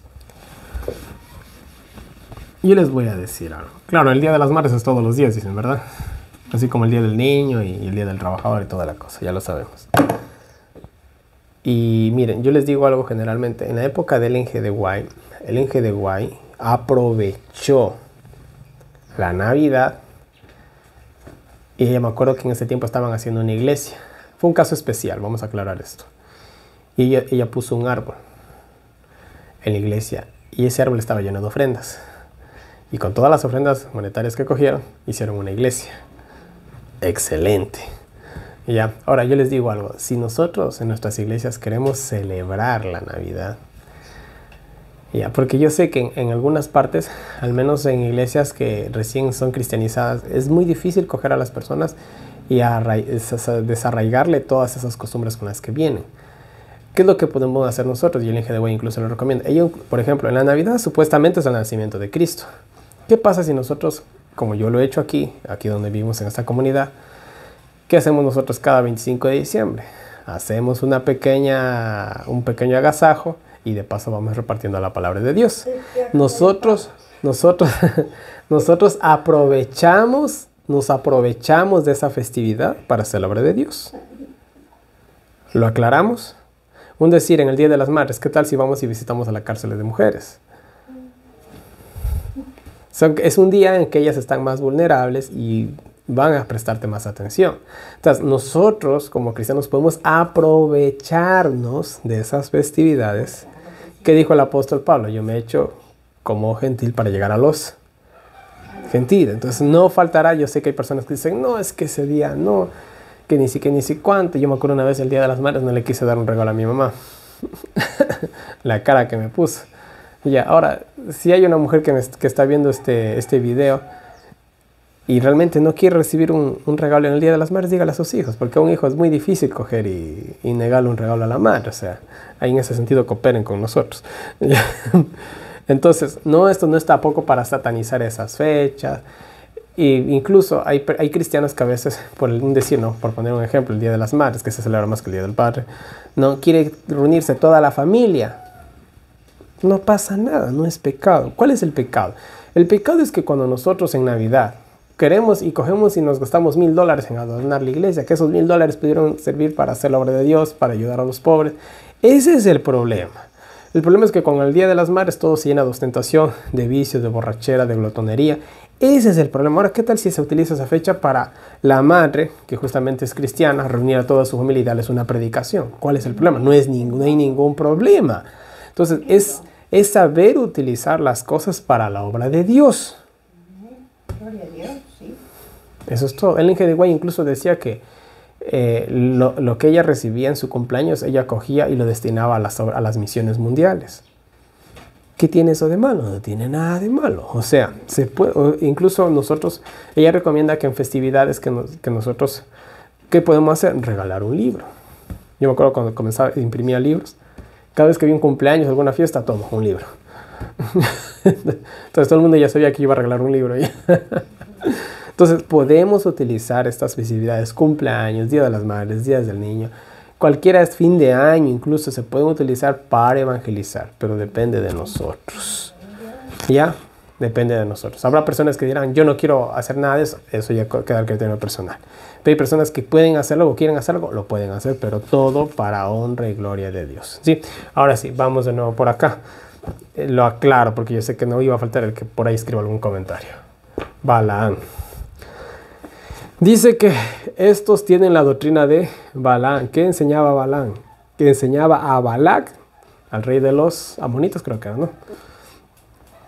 O Moab creo que era, el rey de Moab. Ya me olvidé.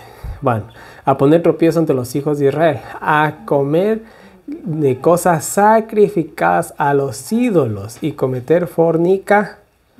Incluso en los templos del mundo antiguo, en los templos paganos, había algo que se llamaba la prostitución sagrada.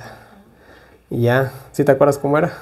Sí, iban a adorar. Los hombres pagaban por tener un servicio con las prostitutas, y eso era en adoración a la diosa de aquel templo. Ya. De igual manera también había algo que habían otra costumbre de ciertas mujeres que servían a cierta deidad. Ellas al menos, antes de casarse, al menos una vez en la vida tenían que acostarse con un extraño en el templo.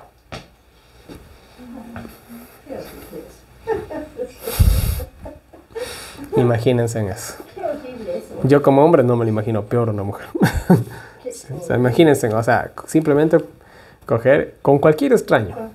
Ibas al templo y cualquier el que te caiga, como dice. La prostitución sagrada o la fornicación a los dioses. Hoy en la actualidad no se practica la fornicación a los dioses. Como que tal vez. Hay mujeres que tienen más de 100 parejas diferentes y no tienen ni 21 años. ¿Ya? ¿Qué están haciendo estas mujeres? ¿Están salvando o están perdiendo a los hombres?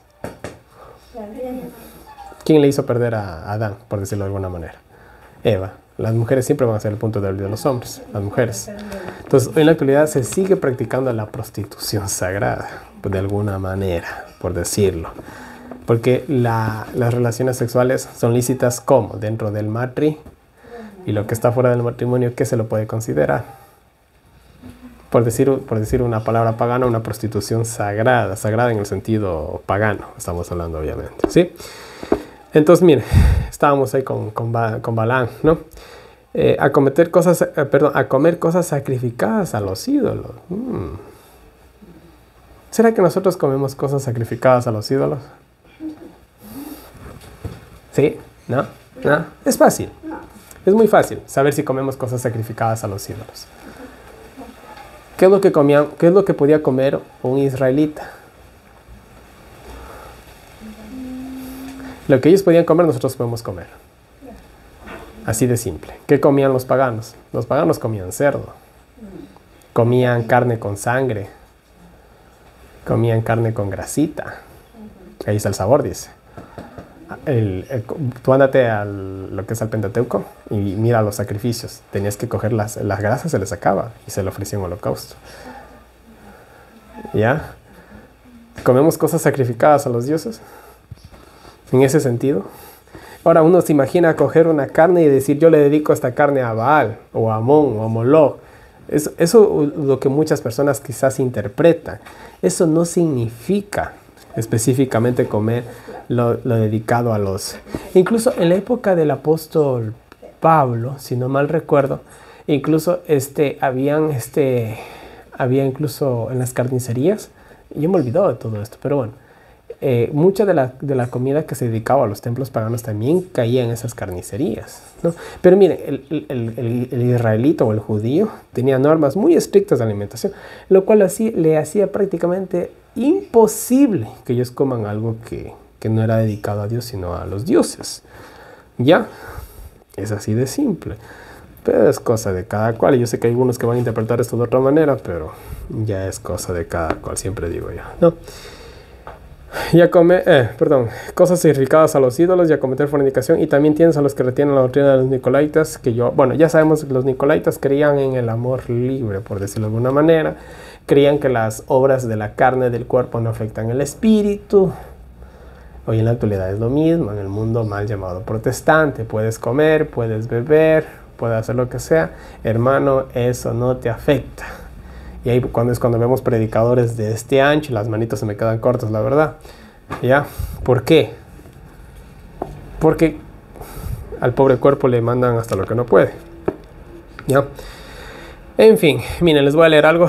Bueno, con respecto a Balaam, dice: un personaje malvado que aparece como 60 veces en la Biblia enseñó a los hijos de Israel a comer cosas sacrificadas a los ídolos y a cometer fornicación.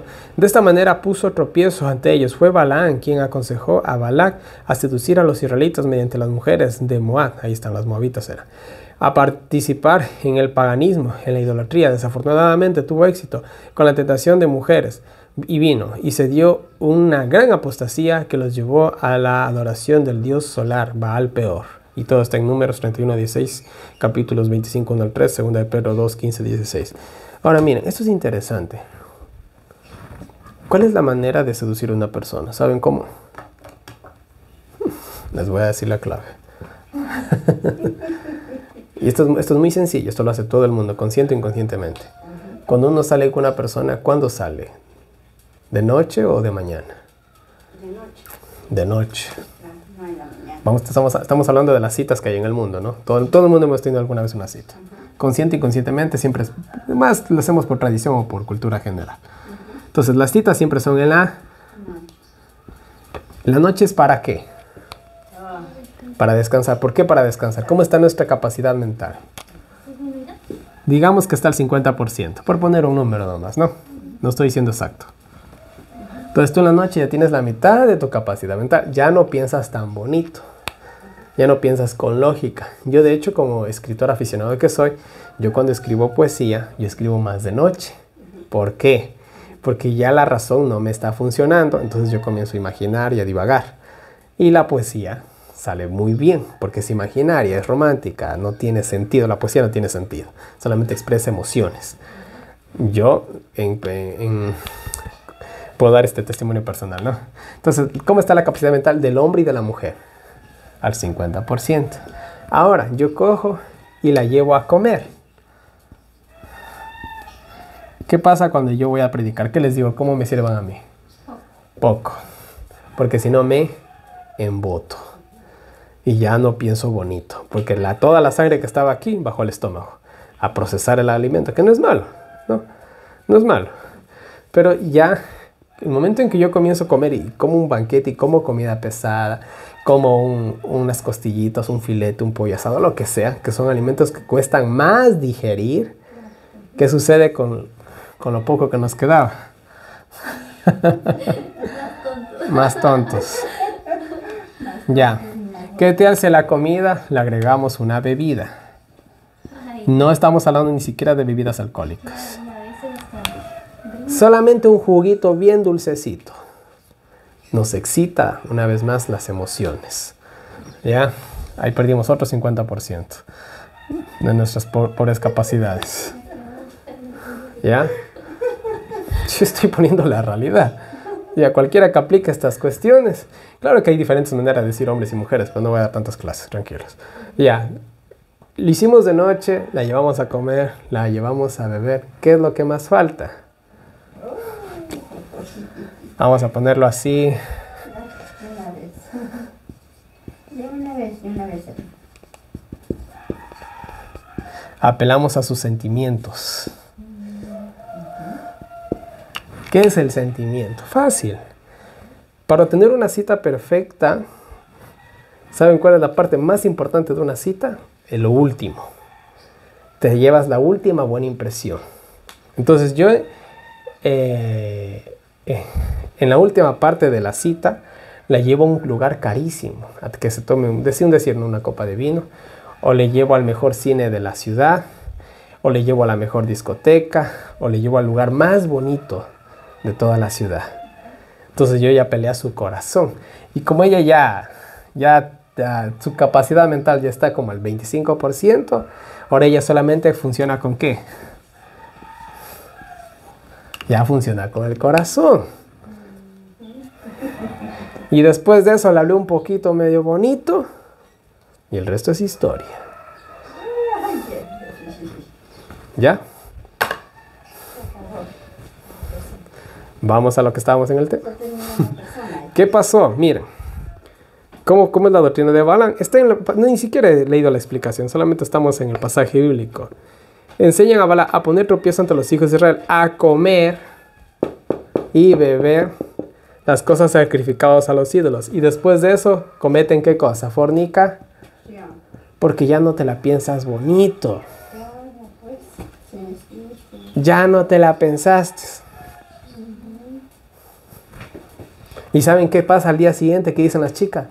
No sé qué me pasó anoche. Y de verdad no saben qué les pasó anoche. ¿Y qué dicen los hombres? Chuta, no sé, que le dejé embarazada. No sé, no sé por qué no me cuidé. Hombres y mujeres somos víctimas de eso.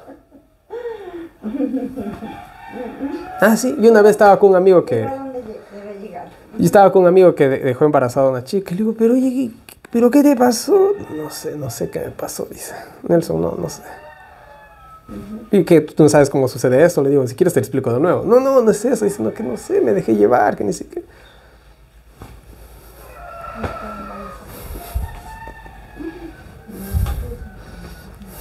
Así de simple. Así de simple. ¿Ya? Pero miren, ahora yo no digo que no hay que tener citas, por si acaso. Uno puede tener una cita, pero uno tiene que tener mucho cuidado en lo que come y en lo que bebe, por sobre todas las cosas. ¿Ya? Entonces, si tenemos se puede tener una cita cristiana de una cuestión bonita, salir a caminar, a pasear, se puede tener. Sino que yo digo, esto es lo que se utiliza en el mundo. Oigan, y funciona perfectamente. Perfectamente. Y disculpen lo que voy a decir, lo digo por experiencia. Lo digo por experiencia. Yo, bueno, sé que estoy grabando, pero bueno. Yo incluso alguna vez, sin querer queriendo, incluso antes de saber esto, porque esto es de cultura general, ¿ya? Esto todo el mundo lo hace. Un par de veces hubo un par de chicas que, y les voy a decir así, que quisieron algo más, solo que yo dije, espérate, oye, aguanta, ¿qué pasó? O sea, y chicas, disculpen lo que voy a decir, cristianas incluso, ni siquiera, yo casi nunca salgo con mujeres del mundo, nunca, casi nunca, si he salido con mujeres del mundo ha sido unas 2 veces en mi vida. Y todo se daba de una manera tan bonita que las cosas se daban solas. Entonces yo una vez, porque digo, ¿pero qué pasa? Yo no creo que sea tan guapo, es entre mí.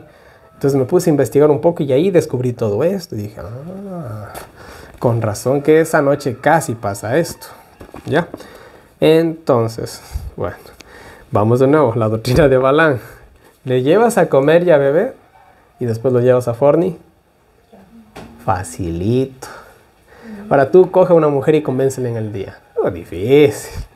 Difícil, pero de noche todo puede pasar. Pero siempre se escucha de noche todo, porque ya uno, ¿cómo está? Uno está más dormido que despierto, ¿verdad? Uno ya sabe ni lo que está pensando. Entonces nosotros en ese sentido tenemos que cuidar, ¿no? Las avenidas del alma. Bueno, ya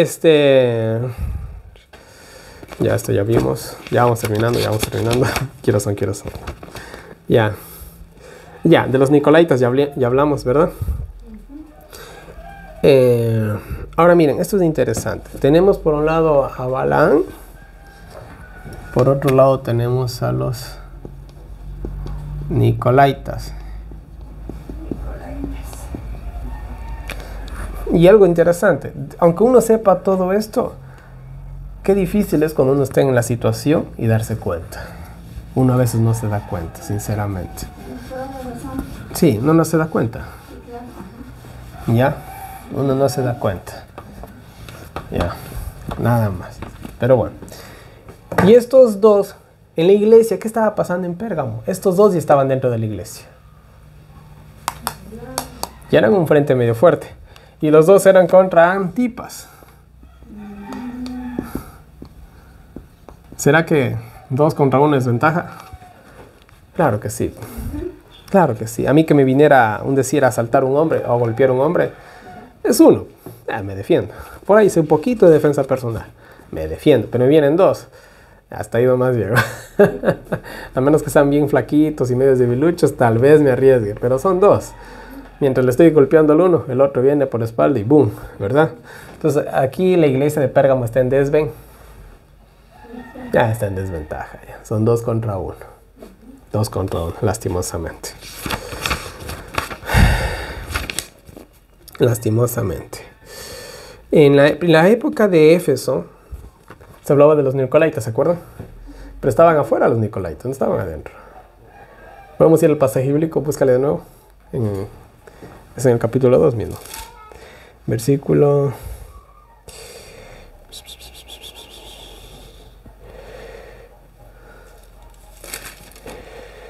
Versículo 6. ¿De Éfeso? Sí, 2:6. Pero tienes esto, que aborreces las obras de los Nicolaitas, las cuales yo también aborrezco. Ya, muy bien, los odian, pero aquí ya estos manes ya están adentro. Sí, en Éfeso estaban afuera y en Pérgamo ya están adentro. Ya están adentro. ¿Qué es lo que se está diciendo? Ya. Que tienes ahí a los que retienen la doctrina de Balaam y de los de la doctrina de los Nicolaitas. Ya los tienes ahí. Aquí dicen, no, ustedes los odian. Bacán. Pero aquí ya no los odian, los quieren, los aman. Ya se mezclaron. Ya son uno solo. ¿Qué ha pasado hoy en la actualidad en el mundo cristiano? Tenemos la doctrina de los Nicolaitas. Claro. ¿Cuántos hermanitos o pastores se casan, se divorcian, se casan, se divorcian? Y cada vez que se casan con una más joven, más bonita. ¿Verdad? En fin. Hay muchas cosas que decir ahí, pero bueno, me quedo más allá acariciando la superficie, ¿ya? Ya. ¿Qué significa Balaam? Significa devorador del pueblo. Y se lo comió enterito al pueblo, ¿verdad? Ya, Ahora miren, yo les decía algo interesante. Mientras la iglesia pasó por la persecución del año 100 al año 313, se mantenía pura. ¿Qué tenía de malo Esmirna? ¿Qué le reprochó Dios? Nada. Es la única de las 7 iglesias que no tiene un solo reproche. ¿Por qué? Persecución. Entonces la persecución te saca lo mejor o lo peor. En este caso lo mejor a los mejores y lo peor a los peores. ¿Ya? Uno se ve quién es en las situaciones difíciles. Ahí se ve al hombre, ahí se ve a la mujer. Ahí se ve que tantas... Ayer en la noche hablaba con una hermana. Y ella me estaba hablando de los puestos de avanzada esta hermana. Y ella me decía, ¿de cuántas hectáreas es su finca, hermano? Yo le digo, de 8,5. Y ella me decía, qué bonito fuera conseguir una propiedad más grande para acoger a más hermanos. Y le dije, hermana, olvídese de eso. Eso no pasa, le dije, eso no va a pasar. Yo tengo 8,5 hectáreas, le dije, a mí me conoce medio mundo. ¿Cuántas personas han venido acá y me han dicho, Nelson, vamos a trabajar? ¿Cuántas? Estoy hablando de los que me conocen, ¿ya? Tú eres un milagro. Tú eres otro punto aparte, ¿ya? Entonces, ve, 0. Ya, entonces le dije, hermana, no. Yo tengo, le digo, y nadie es capaz, le digo, de venir. Entonces, que te quites esa idea romántica de coger y hacer un hogar grande. La gente no quiere, la gente quiere todo servidito, todo preparadito. La gente quiere venir, sentarse, hablar todo el día de la palabra de Dios y orar. Que no digo que esté mal, ya, pero el ratito que tú le das el asadón, le das el machete, le das la guadaña. Ay, hermano, esto ha sido duro, hermano. Hermano, por eso le dije que se necesita gente joven. Porque por ahí alguna vez me dijeron, vos desprecias mucho a los mayores, me dijeron alguna vez. Algunas veces me han dicho eso. Yo no es que los desprecie, sino que para trabajar en el campo, ¿qué se necesita? Yo llevo una persona de la tercera edad a trabajar en el campo y al día siguiente ya la voy a tener que llevar al hospital, porque es duro. O sea, vamos a decir las cosas como son. Nosotros sabemos que hay trabajos tanto para hombres como para mujeres, y hay trabajos tanto para gente joven como para gente adulta.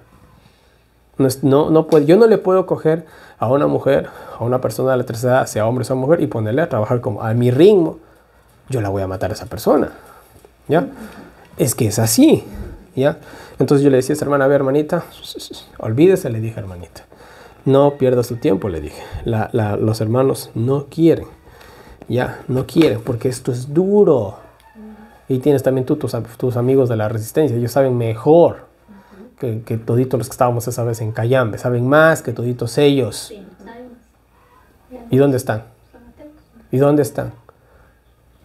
Siguen en el sistema. Siguen en el sistema. Yo sé que ellos están haciendo una labor buena. Yo no digo que no. Están haciendo una labor admirable, honorable. Están ganando de ganar tiempo, pero no quieren salir del sistema. Entonces el sistema se los va a comer enteritos. A tus amigos, a los míos, y así de simple. Que no es que tus amigos, por un lado, lo que hacen, perfecto. Están combatiendo el sistema. Sí. Vuelta de mi parte, todos están buscando a Dios y a la consagración y toda la cosa. Pero yo quiero ver qué tan consagrado eres cuando ya no tengas comida por 3 días. Vamos a ver hasta dónde te llega la consagración. Sí, a veces cuando hago un ayunito y la pancita es que y dos comiditas nomás que me estoy saltando. Ni siquiera para decir ayunado 3 días. Hasta ver hasta dónde nos llega la consagración. Disculpen lo que estoy diciendo y a veces soy un poco grosero, yo lo sé. Pero no hay otra forma de hablar. Entonces cuando llegue el momento crítico, ahí se va a ver qué tan resistente es la resistencia y qué tan adventistas son los adventistas. ¿Ya? Ahí se va a ver. ¿Por qué? Y no es porque nosotros no podamos contra eso, sino porque no hemos querido. Así de simple. No, mira, Steffi, tú sabes que yo sé hasta pescar, pero yo no como pescado. Pero sé pescar, que yo no como pescado. Pero yo al menos puedo decir, como yo no como pescado, no me interesa pescar. No, pero yo digo, no, tengo que aprender a pescar. Ya, hasta ponte algún día realmente. Yo soy vegetariano desde hace más de 25 años. Ya voy a los 30 años creo de ser vegetariano ya mismo. Tengo 28 años siendo vegetariano. Y yo ni me acuerdo el sabor del pescado. Pero yo no descarto algún día, oye, quién sabe. Ya, no lo descarto. Ya, aunque hasta el día de hoy no ha habido la necesidad. Y a menos que no haya nada más que comer más que un pescadito, tal vez podría estar dando ese paso. Tal vez. Ya, pero yo como un buen cristiano que me quiero preparar para el tiempo del fin, yo tengo que saber hacer de todo. Yo tengo que saber usar una pala, tengo que saber usar un machete, tengo que saber usar un asadón, tengo que saber cómo tomar una naranja y tengo que saber todas esas cosas. Yo me estoy preparando. Pero la mayoría solo quiere estar en las buenas y no en las malas. Y no nos estamos preparando para las malas. Eso es lo triste. Sabemos que se vienen las malas. Sabemos que se vienen las malas de las malas. Y no nos estamos preparando para eso. Es como que yo me quisiera enlistar en el ejército y me fuera así, de gordo. ¿Cómo creen que me van a tratar allá adentro? Si yo fuera así, yo ni me asomara, sinceramente, porque sé que adentro me van a coger a la patada. ¿Ya? Entonces, bueno, en fin, creo que ya he hablado demasiado. Disculpa. ¿Dónde me quedé? Muy bien. Ahora sí, ya vamos a la parte final. Versículo 16, por favor.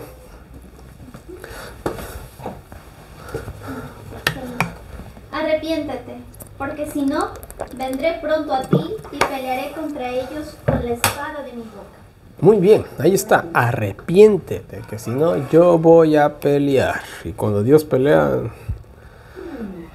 Hay personas que creen que Jesús es tan bueno que nunca nos amenaza, que Él no va a dar... Se han saltado el Antiguo Testamento. Pero dale. Nuestro Señor dice, si no lo haces, voy a hacer eso. Mira, yo les hablé la semana pasada de la espada de dos filos. ¿Para qué se utiliza una espada de dos filos o un cuchillo de dos filos? Para cazar. Es la espada de un cazador. Porque una espada de dos filos corta profundamente. Un cuchillo de cocina tiene solo un filo. Por más que tú claves el cuchillo, difícil entra. Ya por eso muchas veces cuando hay estos casos de asesinatos y dicen le dio 20 puñaladas con un cuchillo, el que hizo eso es medio loco de verdad, porque un cuchillo ni siquiera te entra tan fácil y se necesita fuerza, ya, para que entre en la carne y en los huesos. Pero una espada, obviamente, entonces una espada o un cuchillo de doble filo entra con una super facilidad. Algún día quizás hagamos la prueba, ya, pero bueno. Entonces miren, Dios dice que va... Ahora miren, vamos a Isaías 49:2.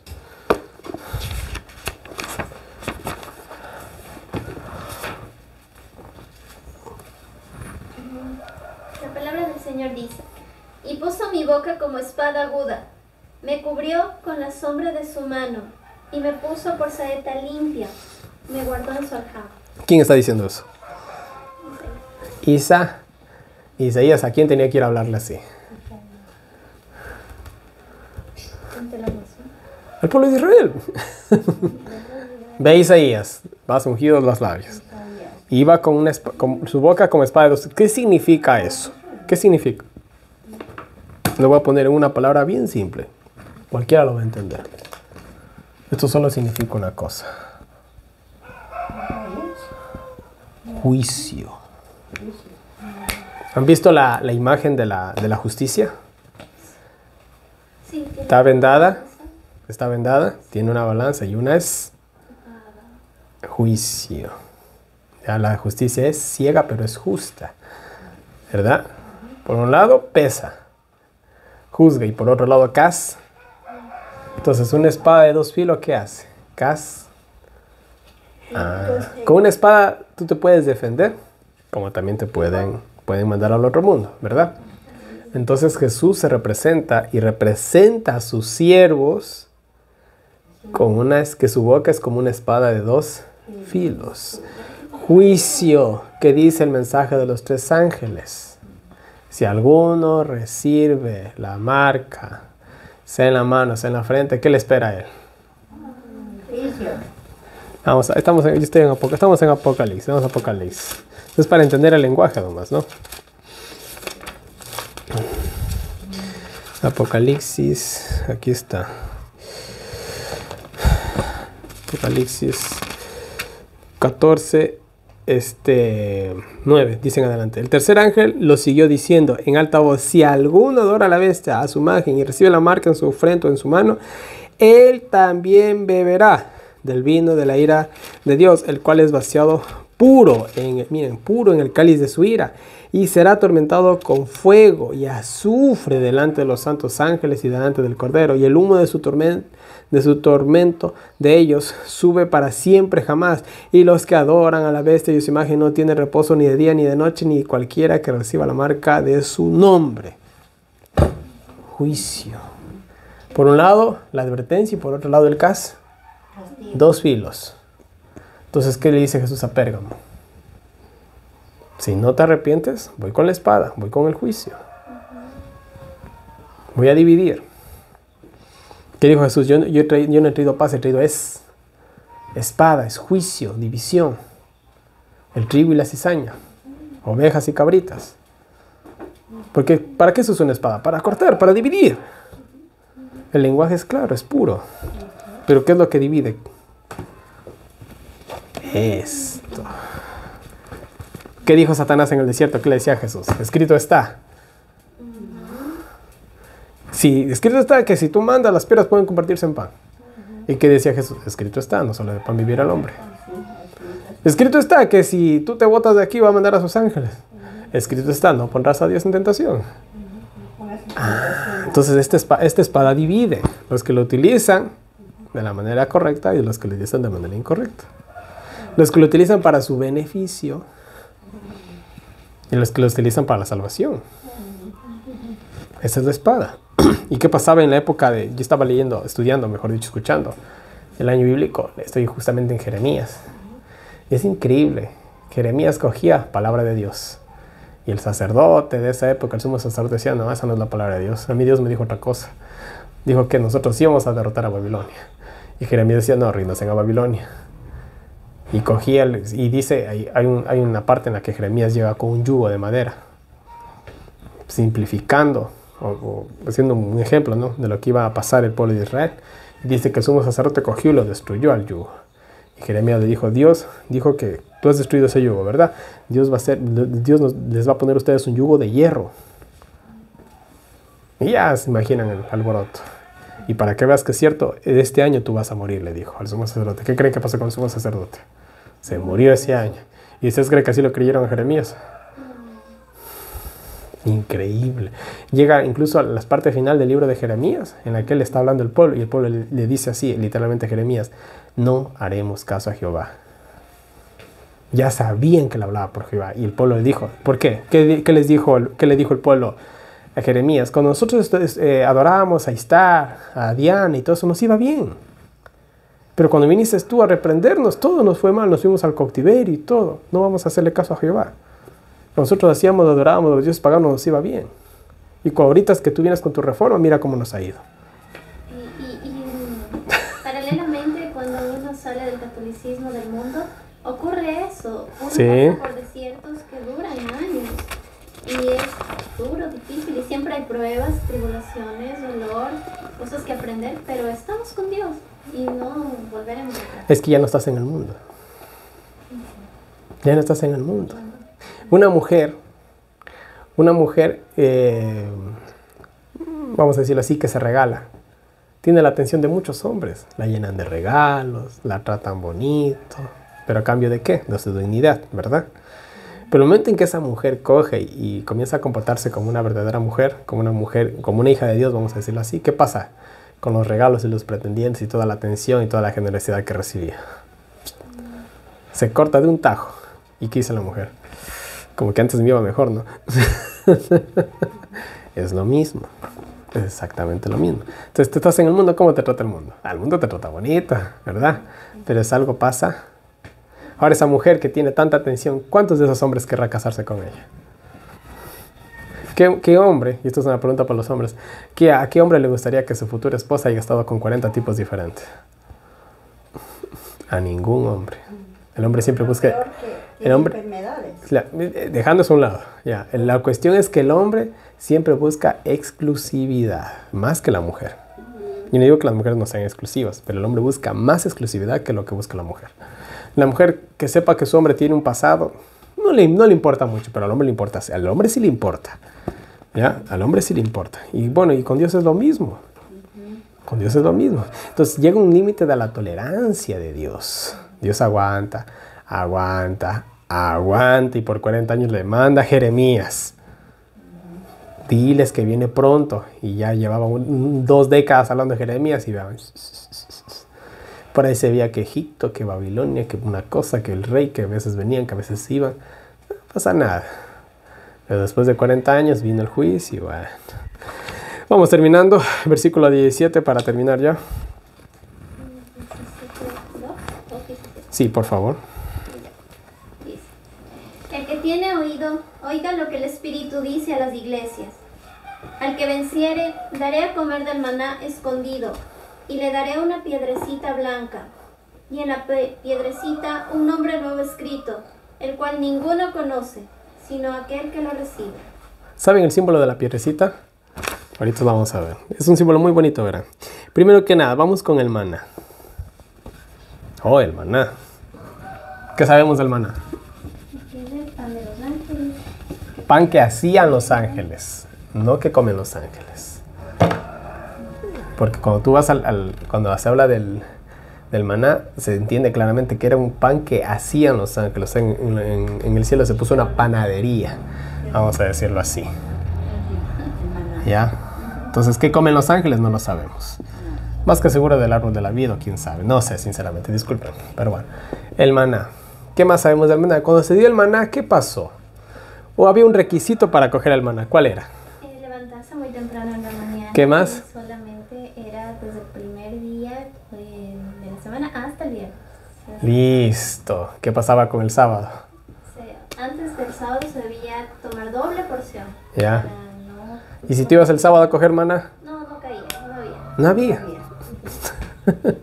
No había. Incluso también el maná es interesante. ¿A qué horas tenías que ir a coger el maná? Muy temprano en la mañana, antes de la salida del sol. ¿Por qué? Venía el sol y Porque ya se derretía. se derretía. ¿Y vas a ver? Ya no. Entonces eso también era para evitar la holgazanería dentro del pueblo de Israel. Y encima de que les mandas el pan, que vayan a coger la hora que quieran. No, se van de mañanita si quieren. A Dios no le gusta la holgazanería, ¿no? ¿Qué más? ¿Dónde se guardó el maná? En el arca del pacto. ¿Qué había en el arca del pacto? La vara de Aarón que reverdeció y las tablas de los 10 mandamientos. Entonces el maná está vinculado de una manera muy hermosa y significativa con la ley de Dios. Y yo voy a ponerlo con esta palabra más específica, con el sábado. El maná te lleva la mente ¿a qué? A la ley de Dios y al sábado. ¿Qué estaba pasando en la época de Pérgamo? ¿Qué estaba pasando con la ley de Dios? ¿Qué pasó con el sábado en el año 321? Recuerden el maná, está diciendo Cristo. Les voy a dar del maná, les voy a dar de comer de la ley de Dios. Es lo que está tratando de decir. Ese es el simbolismo. Por eso solamente ni siquiera cogimos la Biblia. ¿Qué era el maná? Vamos a ver qué había alrededor del maná. Eso está. ¿Cuándo dejaron de comer maná los israelitas? Cuando ya entraron a la tierra prometida, a trabajar, señores. Ya no estaban en el desierto. Porque dar de comer a 2 millones de personas, que es más o menos lo que había en el desierto. Uf. Dale de comer. ¿Cuántas personas hay en Quito? ¿2 millones o más? Más. 3 millones. Casi la ciudad de Quito. Dale de comer todos los días a esa población. Wow. Entonces, solo Dios, pero igual les ponía a trabajar. Igual el maná también se lo podía preparar de otras maneras. Entonces también los puso a cocinar. ¿Ya? Entonces nos va a dar del maná escondido. ¿Dónde está escondido el maná? En el arca del. Nos va a dar de la ley de Dios, básicamente lo que trata de decir. Nos va a dar también quién es el pan de vida. Cristo. ¿Quién es nuestro maná? Ay, ¿qué les dijo Jesús? Sus padres comieron del maná y murieron. ¿Y qué les dijo? Pues yo les voy a dar algo que les va a dar vida eterna. ¿Verdad? El maná escondido, el que está escondido en el arca del pacto. Ese maná es el que nos está prometiendo. ¿Por qué dónde más se lo escondió al maná?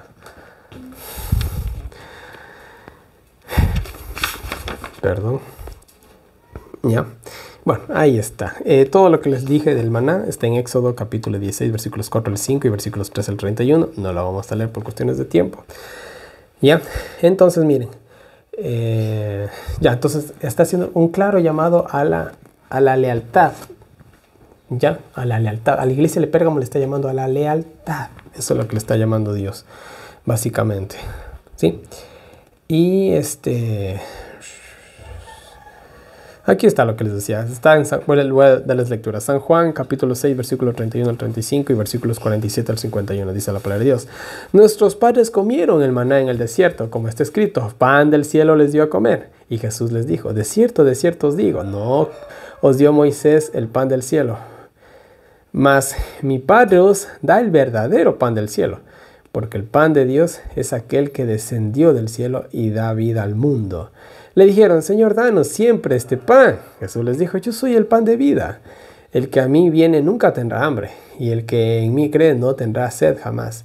De cierto os digo, el que cree en mí tiene vida eterna. Yo soy el pan de vida. Nuestros padres comieron el maná en el desierto y murieron.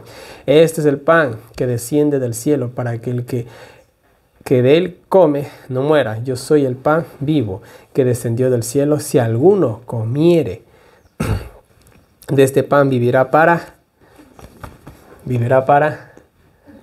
Yo les voy a dar del maná escondido, que para que vivan para siempre. ¿Ya? Y bueno, en Hebreos 9:4, ahí se aclara justamente que el maná está escondido en el arca del pacto. ¿Sí? Vamos ahora, también que nos dice que nos va a dar una piedrecita blanca escrita con un nombre nuevo, el cual ninguno conoce sino aquel que lo ¿Alguna vez nos han puesto un nombre nuevo? Un nombre nuevo. Cuando uno está enamorado, ¿cómo le dice a la persona que ama? Mi amor. Tiene un nombre nuevo. Ya, pero si esa persona es un delincuente, ¿cómo le dice? Ladrón. Tiene un nombre nuevo. Pero es un nombre que a ver, cuando uno le dice a otra persona mi amor, ¿qué está diciendo? Te amo. Está demostrando amor. Pero si yo le digo a alguien, eres un ladrón, estoy demostrando desprecio, repudio, ¿verdad? ¿Ya? Por ahí vamos. Ahora en la Biblia hay personas que les dieron un nombre nuevo. ¿En la Biblia? Tú no te vas a llamar Simón, te vas a llamar. Sí. Tú ya no te vas a llamar Saulo, te vas a llamar. Tú ya no te vas a llamar Abraham, sino te vas a llamar Abra. Ya no te vas a llamar Jacob, usurpador, te vas a llamar Israel, padre de muchos. Un nombre nuevo, una promesa. Al menos en los Estados Unidos, cuando una mujer se casa, adopta el apellido del esposo. ¿Qué significa eso? Ahora estás bajo la protección de ese hombre.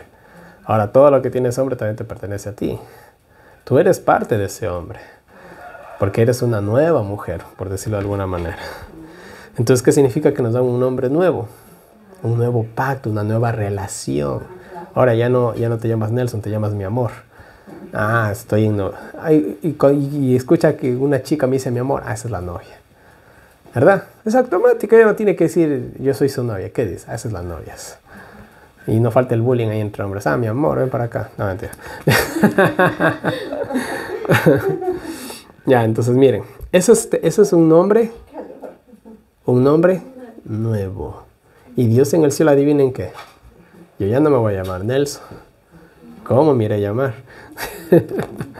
Ya, no te vas a llamar Stephanie. ¿Cómo te irán a poner? ¿Quién sabe, no? Solo Dios sabe. Dice que es un nombre que solamente lo sabe Él, pero eso es un simbolismo. Les voy a leer. Miren,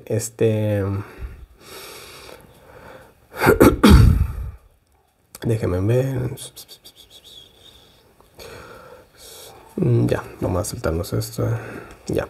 Miren, cuando las Sagradas Escrituras usan esta simbología de la piedrecita blanca con un nombre, se basa en una preciosa costumbre griega, escuchen, y romana de la antigüedad. En aquel entonces viajar era difícil, no había hospedaje público, o sea, no habían hoteles ni nada por el estilo. La hospitalidad radicaba en personas particulares. De esta manera se desarrollaban con frecuencia relaciones de profunda amistad. O sea, antes no habían hoteles, ¿no? Entonces tú llegabas, digamos, yo llegaba aquí y tenía que hacerme amigo de alguien. O si no, faltaba también una persona muy cordial, como en la historia de Lot, ¿no? Cuando van los ángeles y les dice, vamos a mi casa. ¿Y qué le dicen los ángeles? No, aquí nos vamos a quedar dormidos. No, no, no, vamos a mi casa, ustedes no saben dónde van a dormir, ¿verdad? Ya, ese era así el mundo antiguo. Entonces uno obviamente se hacía amigo de las personas que a veces uno lo hospedaba. Fue así que idearon una marca particular que fue transmitida de padres a hijos y que aseguraba hospitalidad a la siguiente generación. La marca de una piedrecita blanca cortada por el medio. El huésped y el dueño de esa casa escribieron mutuamente sus nombres encima de ellas y las intercambiaban.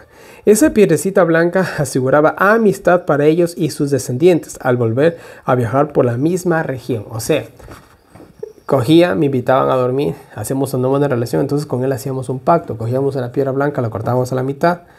Él tenía un nombre y yo tenía otro nombre. Entonces, sí, claro que tú no viajabas siempre, viajabas a los años. Incluso quizás yo iba por ese lugar después de 10 años, ya no estaba vivo yo, le daba a mi hijo, mira, esta piedrecita blanca es porque en cierto lugar de una vez hace muchos años me hice amigo de un hombre. Y él me dio esta piedrecita blanca como una promesa de que algún día yo tenía un hijo, lleve esta piedra blanca.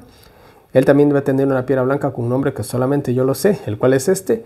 Y tú vas a poder hospedarte en ese lugar y te van a recibir como si fueras familia. Y así mismo era. Tú ibas con la piedrecita blanca, busco a Julanito, busco a Sultanito, ¿usted quién es?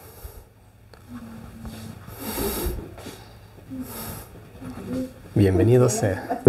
Pase. ¿Ya? Esa es la promesa. Entonces, ¿qué dice Jesús? Yo les voy a dar una piedrecita que solamente tú y yo para que vengan al reino de los cielos. Ese es el simbolismo. Esa piedrecita blanca con el nombre que solo conocía el que la recibía debía guardarse privadamente y se debían ocultar con cuidado los nombres escritos en ellas. El maná escondido refuerza esta simbología de participar de la hospitalidad y de la amistad. La piedrecita blanca y el nuevo nombre solo lo conocía el receptor. La piedrecita blanca con el nuevo nombre era una garantía de amistad sagrada e inolvidable, aún por la descendencia. Aunque yo a esa persona nunca más le iba a volver a ver, mis hijos o mis nietos, sí, y los hijos y los nietos de esa persona también. Y termino con estas maravillosas promesas al vencedor. Terminamos en análisis de la tercera de las 7 iglesias, la de Pérgamo, que inició del año 313 al año 538, con este establecimiento del papado del Vaticano, representado con el inicio de la etapa de la cuarta iglesia, la de Tiatira, que estudiaremos en el siguiente tema. Y bueno, mis queridos hermanos, mis queridas hermanas, terminamos el mensaje a la iglesia de Pérgamo. Y como siempre, no solamente quedándonos en la historia, también nosotros llevándola a este tiempo presente y cómo nosotros podemos sacar lecciones de estas cosas, ¿sí? Todas estas cosas se escribieron ¿para qué?